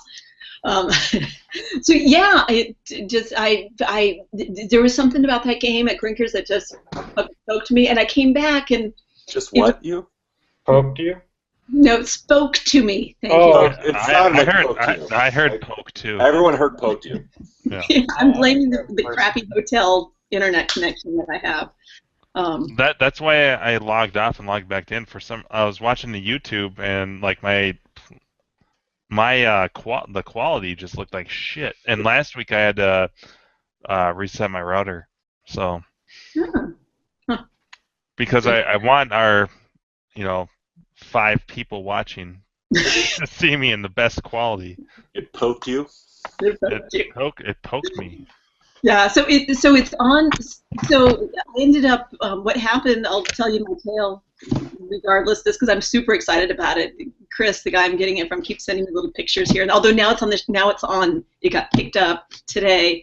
It should be delivered on either 17th wood because I've used the transport company before and it's kind of gone off the rails. But that's right before my birthday, so it's now kind of like a birthday present for me. So that would be sweet if it actually came by my birthday. Are you fucking kidding me? When's your birthday? 24th. Jesus Christ. Yeah, I was born on Thanksgiving. It has to be one day. Yeah, exactly. Is that Andy in the YouTube chat?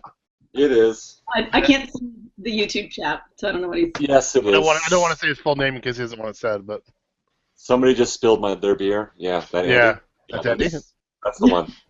And yes, I spilled my beer, and I have another one. Hello, Hello, Andrew. Yeah. Hey, Andy. Andy B. So yes, this will be kind of like an early birthday present for me. It's like, although I bought it now a couple of weeks ago, but yeah, no, I'm super excited. And it was a Claw. It's off of a guy from Claw.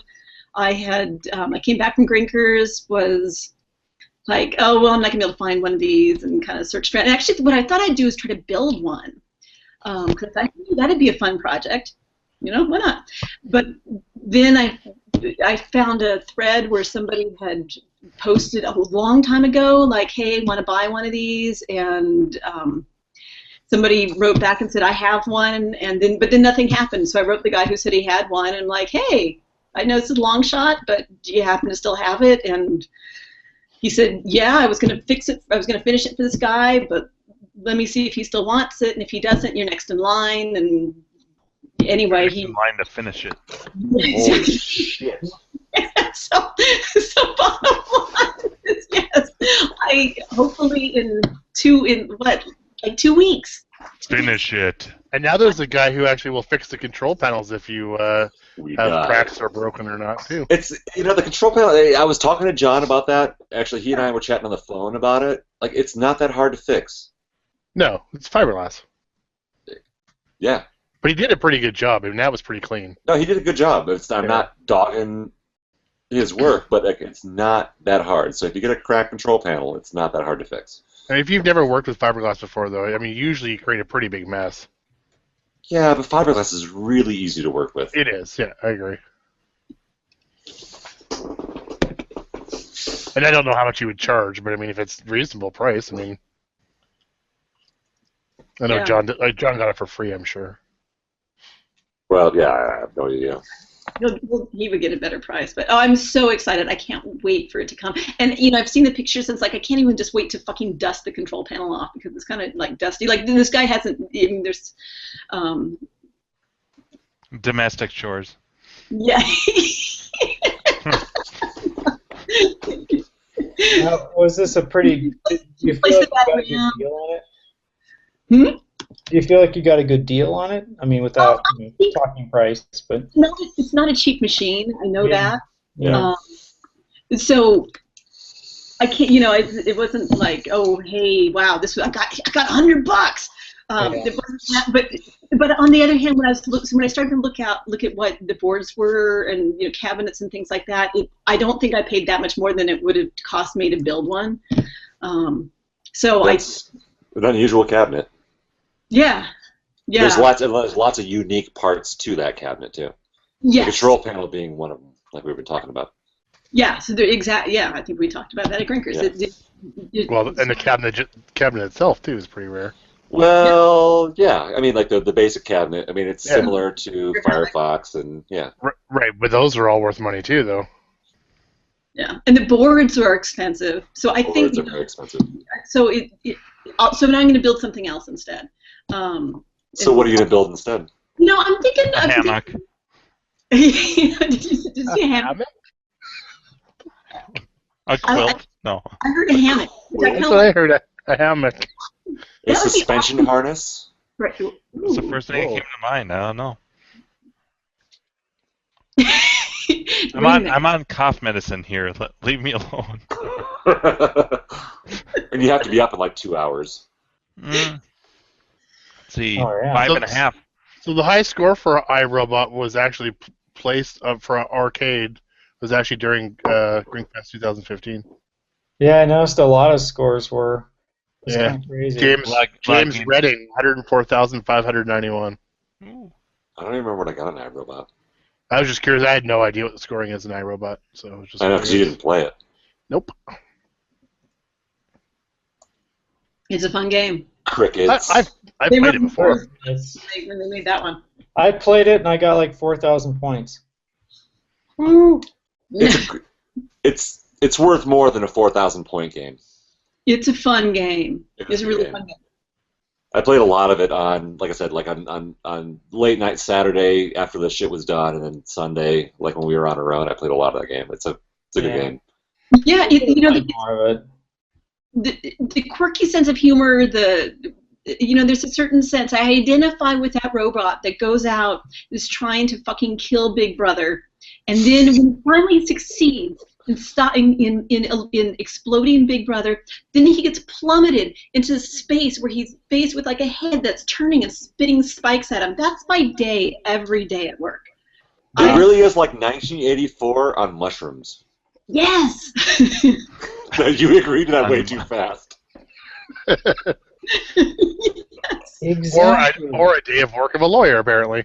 Yeah, at least where I work, we can cut that part out. I deal with a lot of spinning heads that spit spikes at me, and if you miss just one spike, you have to start all the way over again. One spike, fucking done. Yep, that's Dead. it. Doesn't matter if you got all the others, just one. Well, you have to die. You die. Die. One spike, Perfect.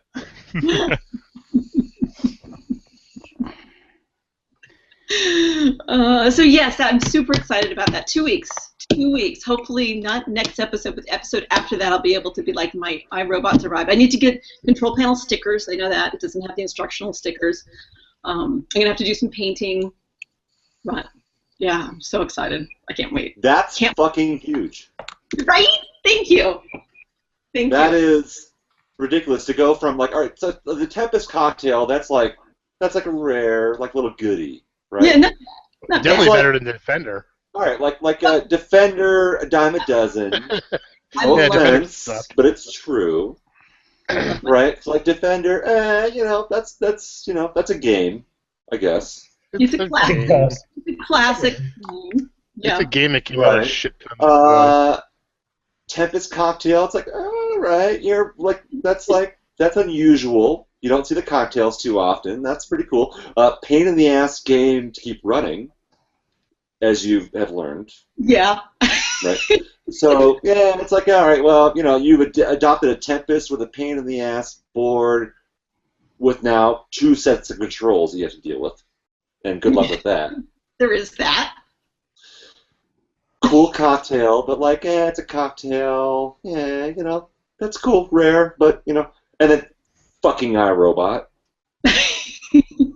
Oh, and a pole position that doesn't work, but that doesn't even count. That's just for fun.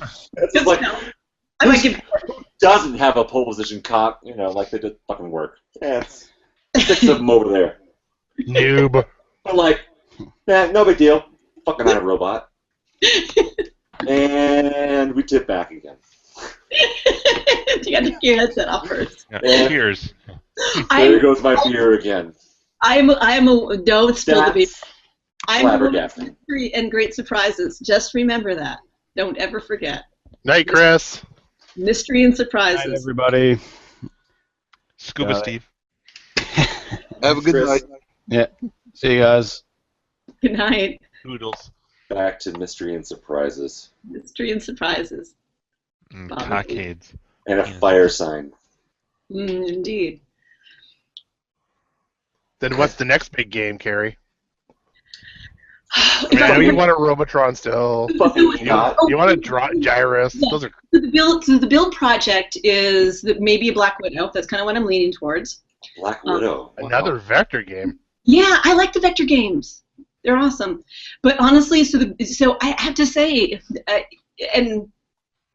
really like the Inferno. I don't have any real hope of finding that one. I mean, no big deal. Just an Inferno and an iRobot in the same week. That Inferno does look pretty cool. I just watched the video of it. It's Might so want much to check fun. that out. And Major Havoc. That's another good one. Dedicated. Dedicated Major Havoc, yeah. Oh, Astrak. You need an Astrak. There's a good vector monitor for you. Those are only like 10 grand. Oh, fine. I'll build one, How about computer She is going to graduate out of this fucking group and be like, you guys are fucking pansies, I'm going to Pinside. But not a computer space gym, a computer space 2-player. Oh, yeah. You guys are fucking faggots, I'm going on a Pinside. Losers. Exactly. Nice. Is that or a Space Fury or Working Eliminator? Those are 2 vector games. Yeah, Space Fury, pretty awesome. There you go. No, she's just gonna get like prototypes of everything. Yeah. It's like, Jim, I've got a Marvel Madness 2. Fuck off. Why is your dick so small, Jim? I have a prototype. Proto. Proto. I actually picked up a Space Fury up this past summer. Proto Wagons. That is funny. Well, I'm glad you guys got excited about my iRobot because I've been super excited. And it's been hard for me not to talk about it. No, that's amazing. That's amazing. It's pretty cool. I got. Does it have to be to drag my fucking work laptop onto the floor and spill a beer? well worth it, at least from this end of the camera. And yeah, no, it was when we came up. It was just like you have to like. The part of me was like, oh golly, I don't know if I'm ready to do this, and the other part was like, sometimes you just have to say what the fuck and do it, because when is it going to happen again? When is this opportunity going to present itself again? That's true, and that's a great game too. It's not like one of those like, all right, so we were talking about that a little bit earlier, like. Yeah.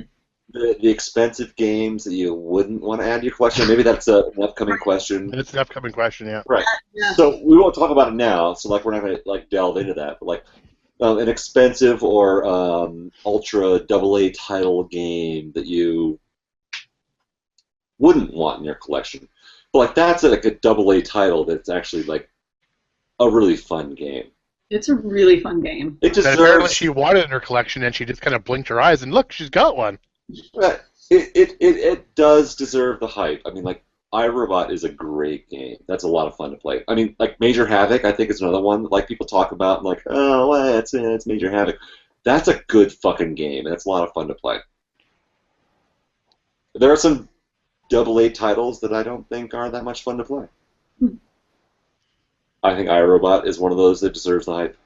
Yeah. Actually, you need to actually just have a list of what we think those games are. Well, I didn't want to like jump into the question that we got forthcoming, so. No, but it's actually just giving us more. What games do we consider AA? What games do we consider that level? Not whether we want them or not. Oh, sure. Well, I mean, we were kind of like diving in a little bit, like games north of $1,000, games north of $2,000, perhaps. Yeah. Like, what are those games that like you have in your collection that are expensive games to have and own? Not counting pins. Pins don't even count because like they start at $1,000. Yeah. I mean, aside from EM shit, but like. Well, that would be like 8,000 plus. And I don't mean EMs are shit because I actually like a lot of EM games, but just. Discounting the early games, yeah, it's like starting at 2,000 is like where pins start, right? Like for like DMD like quality games. I think there was a pin side thing going on for a little while about like games worth more than $2,000, and they were doing like a countdown. I haven't followed it, so I can't give any details. But they were saying like what are the like like $2,000 to $2,500 games. Like, what are the best ones in that price range? Like, the sweet spot for you've got too much money to spend on an arcade game, but you want a pinball machine. You know what the problem with that is, though? Is that list comes out, and all of a sudden those games fucking double in price overnight. Right. Like, which I'm hoping for, because, like, Judge Dredd was doing really well in that. Like a Shadow. Which the is Shadow, an okay game. It's an okay game. It's fucking... People are going crazy over the Shadow now, and it's, like, doubled in price. Yeah. All right, I'm not paying attention to the chat. It's one of the things I don't like about the Arcade Outsiders, actually. Is that every single time one of those guys gets their hands on a game, all of a sudden the fucking prices go crazy. Yeah. And everybody wants one. Well, it's like the Rockola games. I mean, we're seeing a big splurge. Oh, Rockola games were shit before. They were like $50 games that people didn't want. Oh yeah, big time. Yeah, now Nibbler's like Nibbler's super expensive now. Yeah. Well, I mean, I want a Space App because I played it there, and I was like, okay, well, I know there's not many people looking for a Space App. There's a few, but all of a sudden, Fetish Boy is restoring a Cabaret, and all of a sudden, there's going to be a shitload of people who want a Space App. Well, that's a good point. I've wanted a Space App for a long time, way before he ever got a hold of one. Hipster. Well, at least they don't have a podcast going on now, so that helps. And no one listens to this one, so don't worry. Yeah. 9 people do, and we're like 5 of those 9, so. But they're a dedicated 9. We love them. Even if Going to pick up a Space Fury and a tax scan next weekend, plus a Space... Nagi, I have no fucking clue that you were, like, that big into arcade games. That's awesome. I picked up a Space Fury and a tax scan last summer.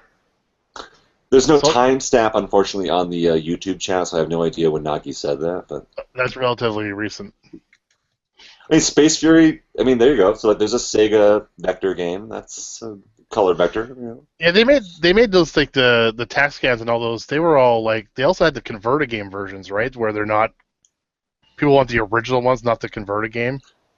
They actually have convert a game on the marquee. Yeah, they're all in those like funky cabinets. Yeah.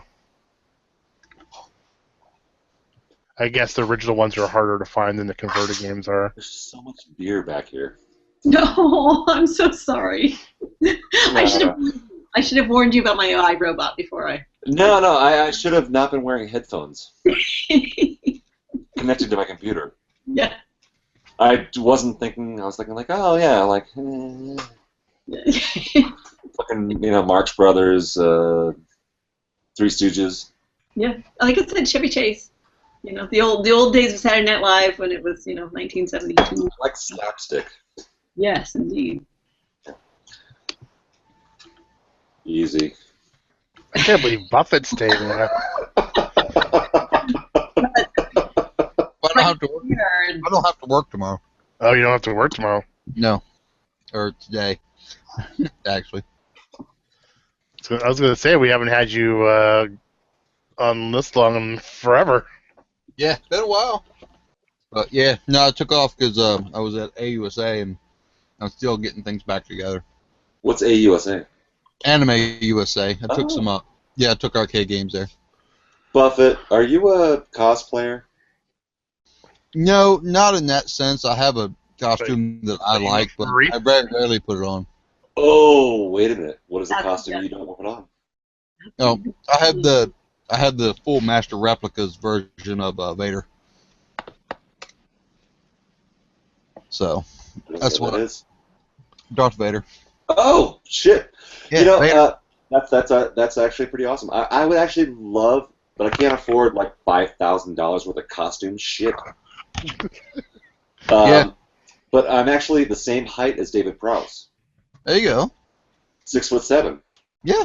So to me, like the ultimate costume, if I had $5,000 to blow on a fucking costume, to dress up as Darth Vader would be pretty fucking awesome.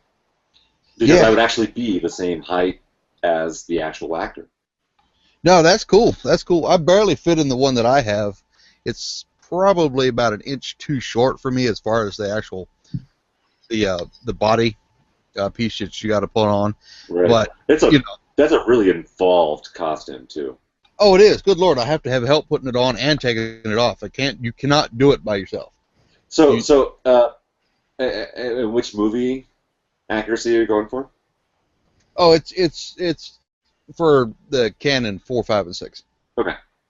Yeah, and the mask and everything was cast off the original mold and stuff when they did the costumes. So that is hugely impressive. I mean, doing those costumes even in a casual way.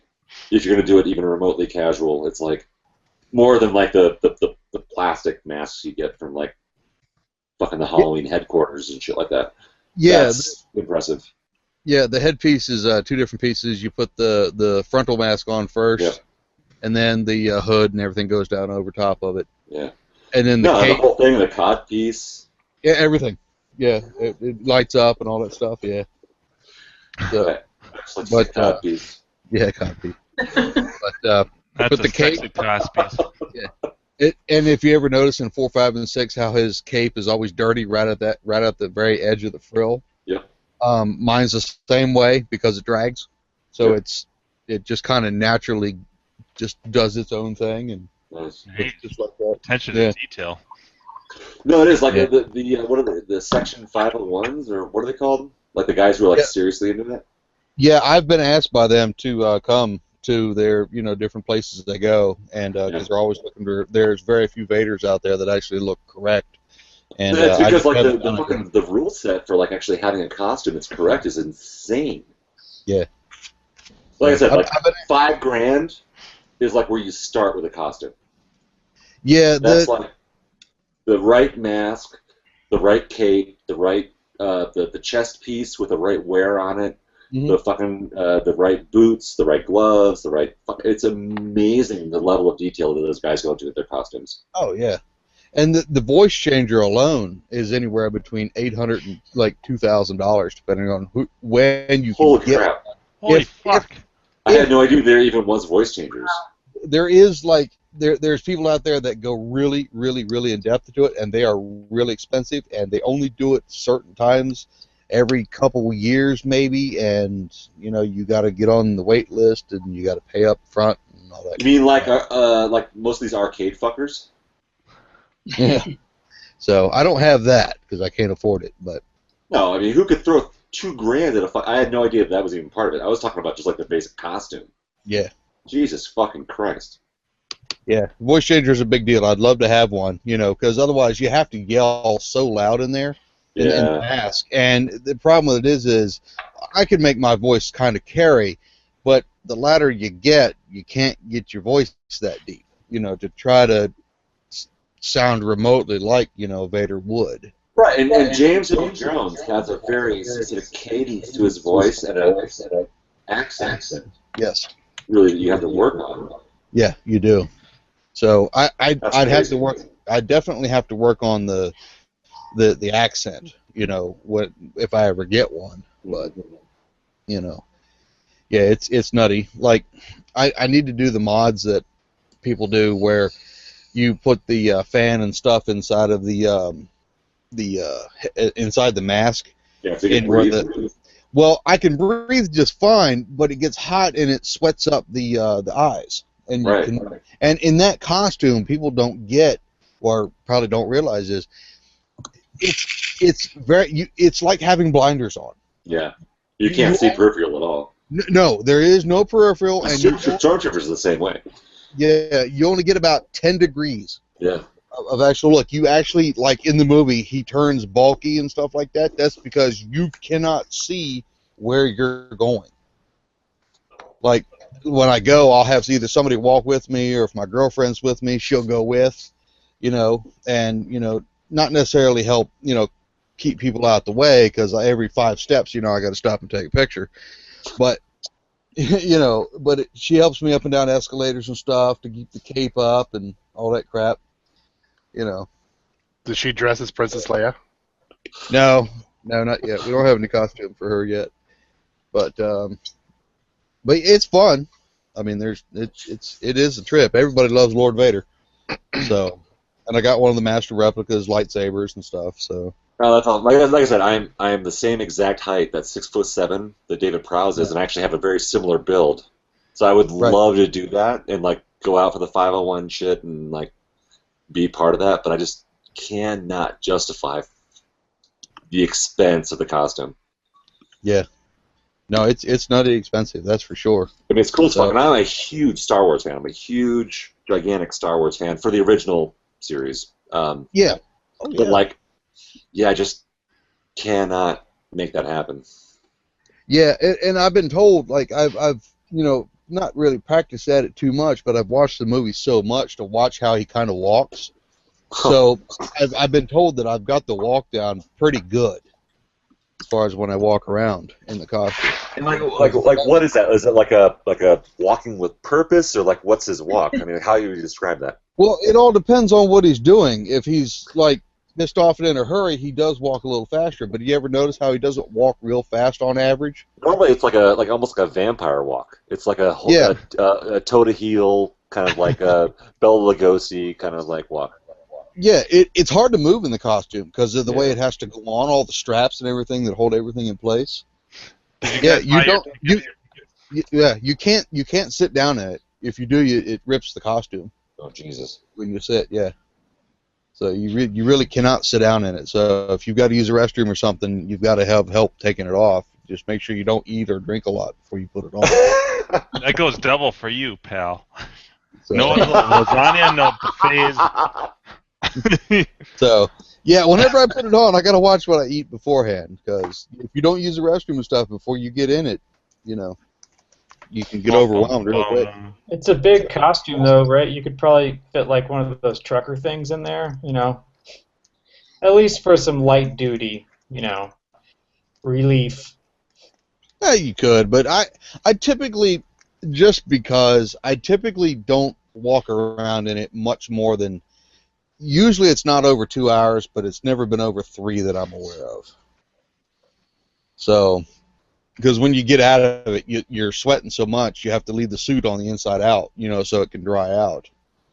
So it's not exactly the most, well, that, and you've got the inner body suit, and then you've got the vest, and then you have the cape that goes on top of it.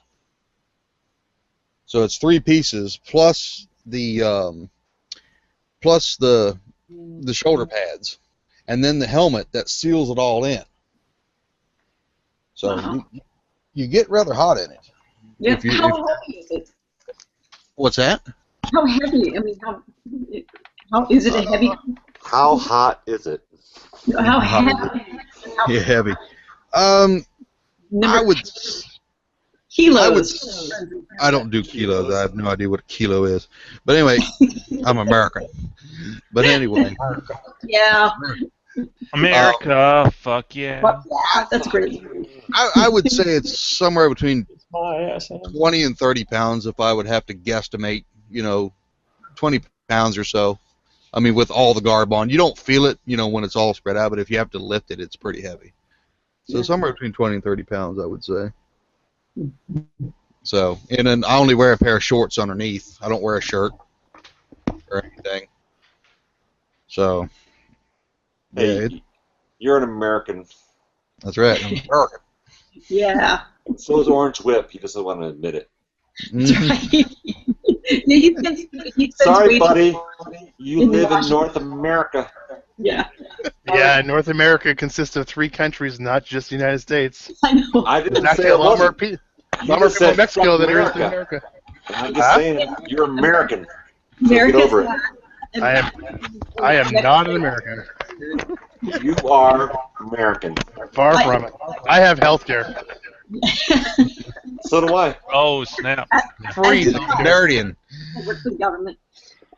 So Brad, you'll appreciate this. Okay. That every once in a while we do videos at my office, which just sounds wrong when I talk to you guys about doing videos, but I've actually produced a video or 2.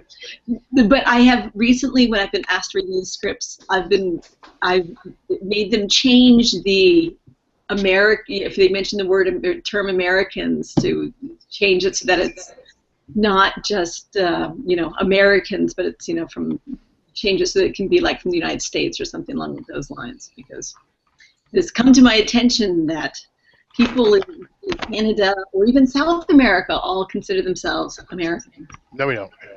Okay, the people You've got it backwards. You've got it backwards. I will say when I was in Argentina, Americans think that America is the only thing in North America. That's what they think. But it's not. There's actually 3 countries in North America. right? Exactly. So we can't call ourselves if you're from the United States, you can't call yourself American. And honestly, we call you all Americans. That's what we call you Americans, Mexicans, and Canadians. Well, see now when I was in South America, I was in Argentina for a while, and it was interesting because they called themselves Americans, and it was a moment of doing like this, what? And then it's like, oh well, no shit. You're What? That was like a Jim Bodini moment you were just channeling there, Carrie. What? Sorry, I have that influence. They don't even consider themselves South Americans. They're just Americans. No, they call themselves Americans. It's like we don't call ourselves North Americans. Because they are. Americans. Yeah, well, we call you America because you're United States of America. That's why. But the South Americans got Otherwise, we can't call you the United States. Well, we do call you the United States, actually. Yeah. We call you America's hat, for what it's worth. No. America's brain? America's codpiece. No, on top of the brain. What? Decoratively. But you know I love America's butthole to the north. Wow. We can ask the rest of the world what they think of America versus Canada, and we'll see what they say. Yeah, no. If you travel abroad, like totally. It was like the compliment is to have someone go, "Oh, are you from Canada?" You're like, "Fuck yeah, Canada." You're just ranked number 1. Hilarious. Like that actually happened. Not the last time I was in the UK, but the time before that. or someone's like, oh yeah, yeah, he's from Canada. He's, yeah, that's fine. Yeah, exactly. That good enough. That works. Yeah. You know Yeah. what? And actually, I had because like up in the mountains here in Colorado, we have a lot of immigrants coming to like our resort towns and stuff like that to learn more about hospitality. They're working in restaurants and ski resorts and stuff like that. Like Black Hawk? Like no, not really, because that's not a ski resort. That's more of like a cockhead gambling town. Casino town, yeah. More like the resort towns, who are actually like in there for hospitality. They go there to learn how to work at 5-star, 5-diamond restaurants and that sort of thing, just to be able to provide high quality service. And I was talking to one woman, and she was from, I think it was Wales, and she was like, it's not that like Americans are difficult to deal with. It's not as though they're unintelligent.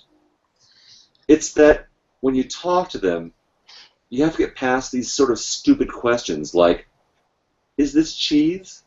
Is this cheese? Nice. So I got it. It's like at that point, it's not a condescending thing. It's just like this sort of like stupid, like, you don't culturally understand like what's going on because it's not American cheese. It's not processed Velveeta. Yeah, it's not orange. Right. And America, like stay the within rest America. of us like knew that. Like it's not about like obviously. Okay, wait. So do you? So. Jesus. iRobot. Let me stop. Go. I know. Wait, let's talk about iRobot. No, I'm just kidding. I love the fucking level with a big like a round thing in the middle. We're talking Do you about go through iRobot. it, or do you like not go through it? Oh yes, I know what you're talking about. Okay, but wait, on the cheese. I Oh. think you go through it. Jeez. You go through it. Just to let you know, the big round thing. Yeah. Go through it. It's all about timing. It's a lot about the timing. Make sure it's warmed up. Make sure it's at the right angle. Precisely, you need the right angle. You need to be ready to when it is ready for you to go through it. You need to go through it and not hesitate. And Cheese. So, do you know why American cheese is the color it is?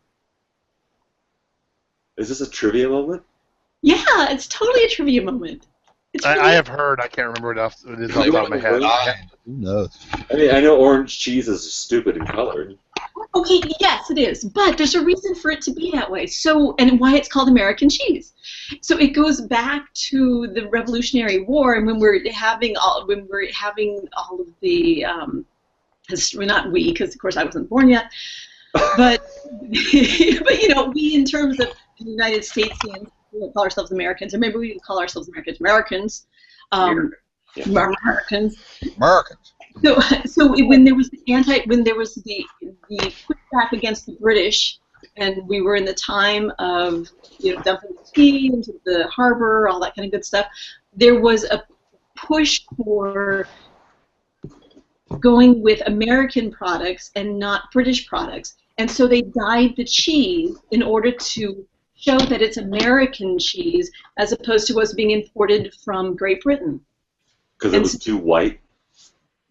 Because they wanted somebody to be able to go instantly, oh yes, this is cheese from America, and they happen to pick a hidden color. And you know what? That like totally sums up America in general. I'm sorry, it does.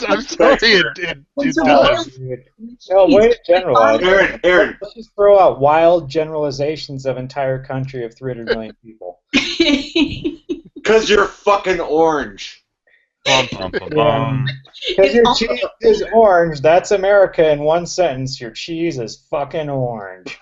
And it smells. It symbolizes you, and we want you to be loyal to it. Yep.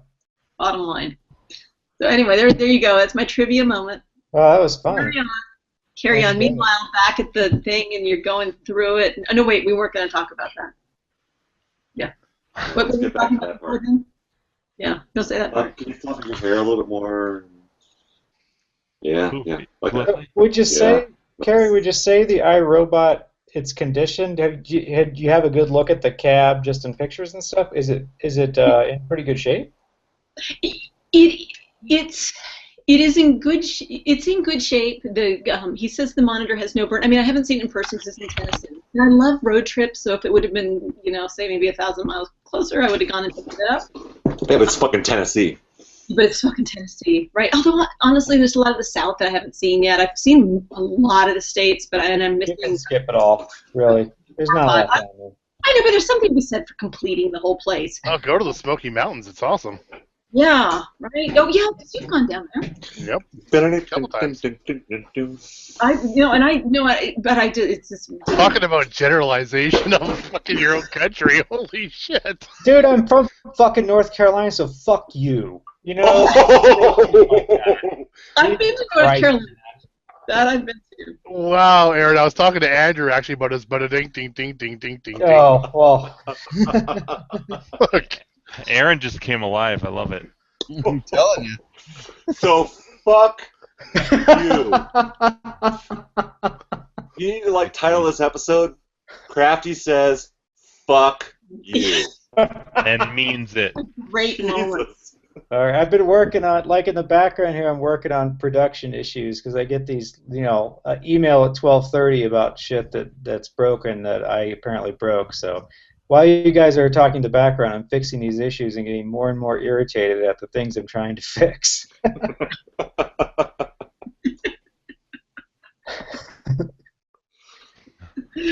Jesus, Crafty, way to shut that down the conversation. So fuck you. So fuck. I will say I think I've had good communication because really much all I want to do is talk about my robots. Sorry guys, it's the one time when I'm going to keep pulling us back to the arcade discussion because Aaron asked. I've gotten a lot of pictures. He and I have talked a lot. He's been really delightful to deal with. I mean, we'll see what shows up. He's a cloud guy? Yeah, he's a cloud guy. Who is it? This one doesn't matter. It's on the truck, right? Yeah, it's on the truck. So yeah, who is it? Fucking headed to me.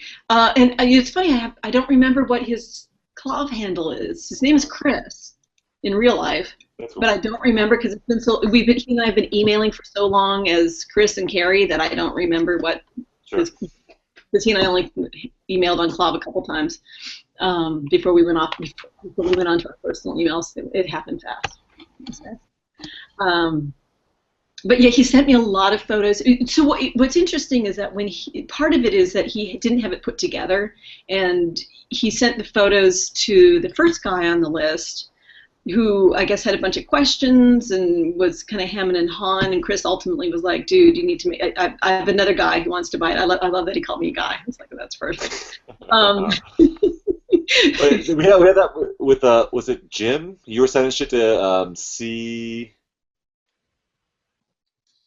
Who was that woman? Like the red tent shit, right? You were sending to C. The monitor. The monitor, yeah. Oh yeah. Fuck. Let me check here. It was anyway. It was a girl. Yeah, it yeah. Turns out, yeah. Oh, yeah. K-Cloak. Sorry, yes, K-Cloak. Yes, thank you.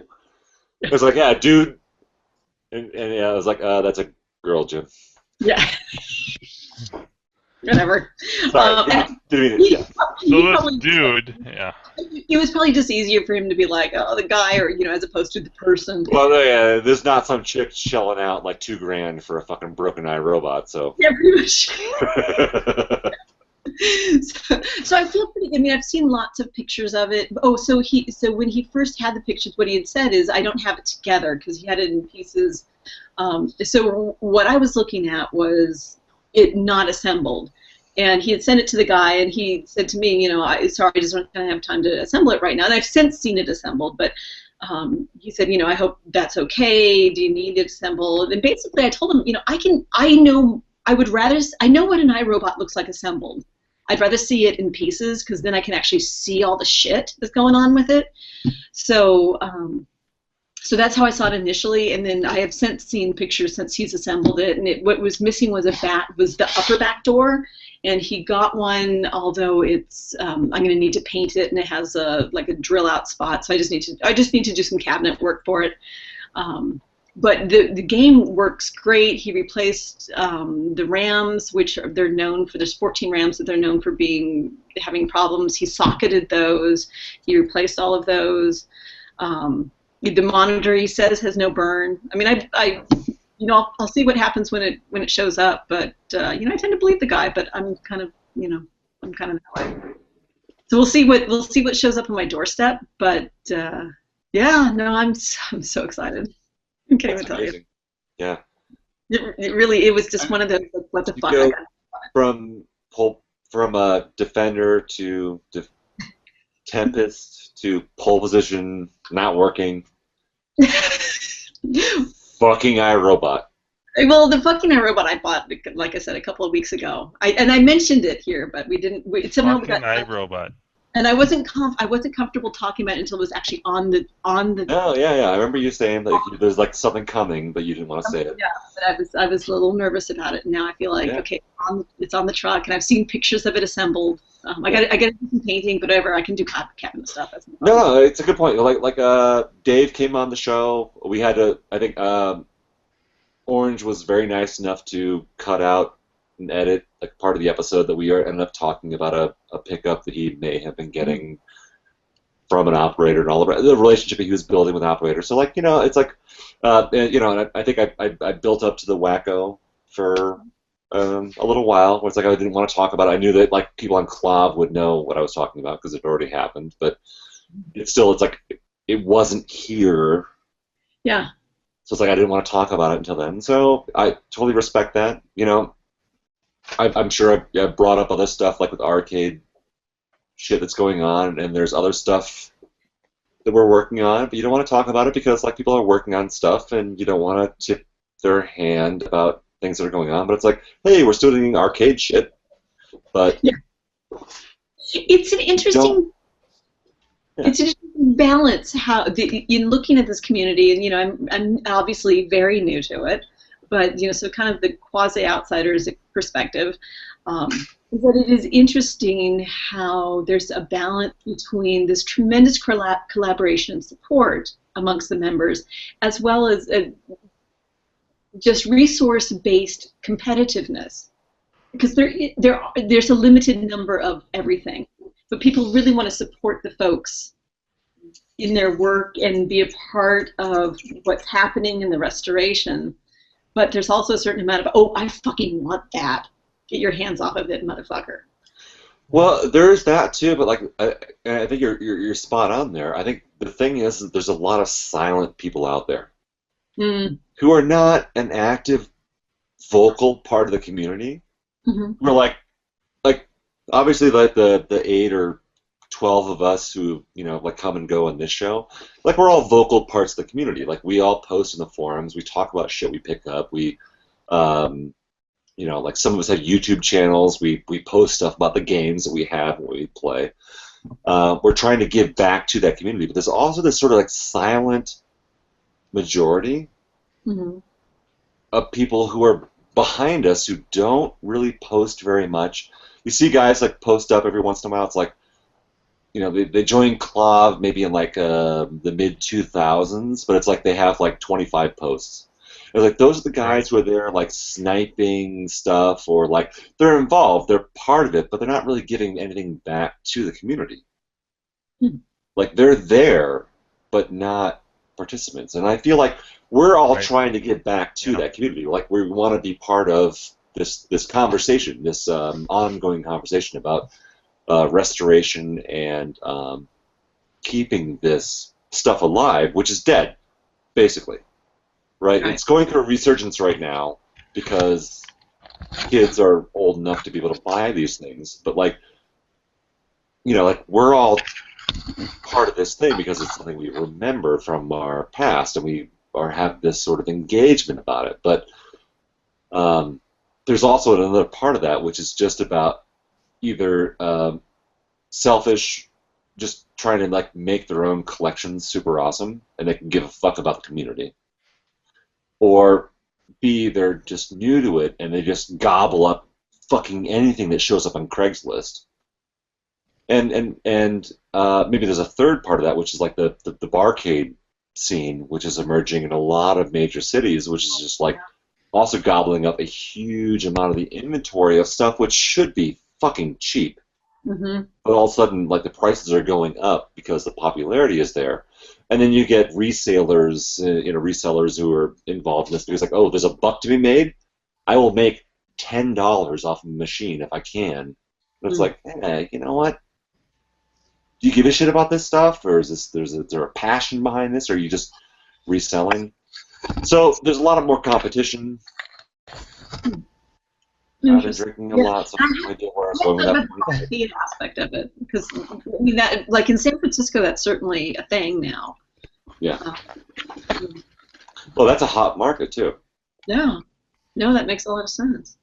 Yeah, but I think the cool part about it, and about the community at least, is that at least with our local little Colorado crew, and Andrew and Sam and the people that went up to Green Cruise with us and stuff. If I know somebody's looking for something, and I come across it, even if I'm kind of thinking about that too, my first inclination is to let them know, like, hey, check this out, because I knew you were looking for that. Right. Before I even thought about it. So I don't know. I don't know what kind of, if there's like a little bit of a code, bro code, or bra code, or whatever the female. I like the bra. Bro code. Yeah. Bro. And that's actually, Aaron, you touched on like a big topic, like for me internally, like why I started trying to bring the Colorado crew together is like I wanted to start these get-togethers because I want to know these guys. Like, right. There's like a good 40 or 50 of us in the Denver, let alone like the outlying areas. Sure. The Denver metro area, looking for games, and Carrie, you're being distracting. Stop it. Oh, because just in my sorry. I don't think about where my camera is. We are. So, should I adjust more? Oh no, wait, we're still on camera. Yeah, nice. I'll wait till we stop recording. Here's my 90. Yeah. So, if you'd like to join us, the great part is that after we stop recording, we see some awesome stuff. Wait, is there a credit card required for this? Jim does indeed require a credit card. He's available at dinkyflix@paypal.com. That's right. Yeah. No, you've been there before. Yes, I have to subsidize my expensive game taste somehow. I have an Inferno to save up for. That's right. And she's still trying to pay off an iRobot. So what we'd like to do tonight, if you have the fundage available, if you could go ahead and PayPal that to Jim, that'd be great. That would be great. We'll make sure that gets dispersed properly. Yeah. She's not trying to pay off that iRobot. Come on, she can buy like 10 of them. She's I know, that's the thing. It's like, yeah. I'm a government attorney, though. I mean, I get paid well. I can't complain. If you look online, my salary is a public record, but I do have a soul-crushing mortgage because I live in the Bay Area and I'm a single woman paying that fucking mortgage. So yeah. There is that. Yeah. Yeah, I hear that. Yeah. I feel like that's yeah. I mean, that's a lot of work. I understand. Like, yeah. But then again, look at you. That's right. Living life in the DoubleTree. In the DoubleTree. So it's That got a little weird. I'm trying to segue back to where we were talking about. You were saying about the Colorado. Yeah, I know. Yeah. So that was a big thing. It's like trying to bring the community together, like the local community, right? So, and so that they all are thinking, like, hey, you know what?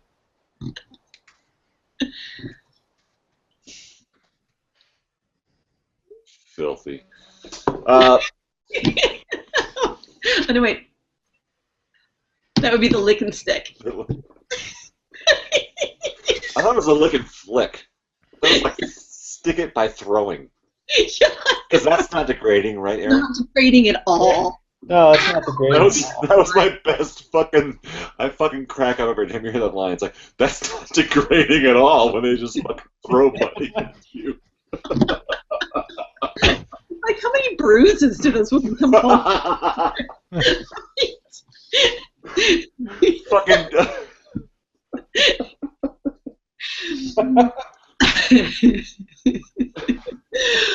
Oh my God, Brad, you're gonna have to like edit this shit because Andrew was doing a really nice job of talking about the community and like some really good shit. He still is talking about the community. So let's segue back to this. Right, So, it's a whole different community though. It's a community that goes to see the Vancouver strippers, which are apparently the hottest in the world. well, Ben Affleck goes. So I hear. That's what we've heard. Where did Brad go? Brad, you still there? He's all muted. So the Colorado community, it's like that was one of the reasons why I started organizing the get-togethers in the Colorado, the Denver area specifically, was to like not create competition. Like these are guys that we should know that like we should be hanging out. This should be like buddies, right? We should be friends. We shouldn't be competing and bidding against each other for the same games. Right. There's always so many games that come up for sale, and really I think like most of us have a good idea of what we want to pay for a game, any given game. And so it's like, you know, like I shouldn't be bidding up, you know, an Asteroids Deluxe or a Donkey Kong against another guy in the community. And for that matter, like we should know each other because like I'd love to trade shit. You know, Right. I mean, stuff gets stale in your collection. You're like, hey, you know what? I really would like a Scramble, Crafty. What would you think about maybe Defender and And this Defender because for example? You're really peddling that Defender tonight. Defender rocks. Don't make I me mean come. that as a just an example. It's like, all right, so like here we are. Like I didn't know Aaron. Like Aaron and I met at the Kong Off Yeah. 2 years ago or something like that. 2, I think it was. Yeah. Kong Off 2, or is that 2 years ago or 3 years ago? Whatever that was. But yeah, like that's where we first met. But like I think I'd seen you. Kissed for the talked to you. first time. That wasn't our first kiss. Our first, there was, well, okay. So the first kiss, I guess you could call that, maybe happened at Kong Off 2, but the first tongue. Oh. Until. Thanks for answering my follow-up question. Yeah. Right. Sorry, I can't remember. It's been a while. And the rest is history. Yeah. Jim, Speaking of you history. don't have to be jealous. Like Jim, you give good tongue. I know. Well, thank you. I mean, I'm still working on it, and I want to perfect it before Brofest. Dude, you are as good at tongue as you are at eyes. Or potatoes. Oh, right. That's like over 7 million. You are a 7 million plus tongue. Yeah.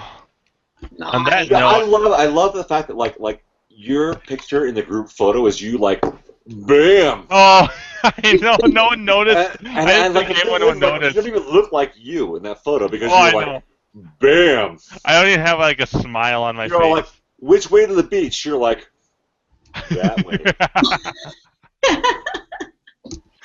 I didn't think anyone would notice because like no one else is posing. Like I look at that photo, and I'm like, yeah, and there I am in the far back left corner. Just Yeah, like no, fucking, no. bam. Yeah, I am Jim Bodini. Yeah. You want to talk to this guy? You gotta talk to the Talk to the gun. You gotta talk to this one, and then this one. Talk to the And the gun. dude behind me, I can't remember his name. He kept grabbing my arm like between the pictures. Like this is getting weird. I wish you were up front because I would have been grabbing more than your arm. I know, and Steve's right in front of me. That's the best too. Ah, that's a great photo. Yeah. Sorry, guys. Oh my God, I loved all of the photos that we had. I mean, that we took of our group. I mean, it was as we degenerated as the photos were taken. It was really a lot of fun. Oh, it was like a flip book. It really was. It really was. Someone should just animate it. Just like put it into like. Well, some sort of I'm pretty sure I was gargling someone's bits You were pinching nipples. I mean, it was great. And Brad had his money in front of my face. That was great. I know, and Brad's mouth kept getting wide. Like he was like. Forward from my face, like, like where's Carrie?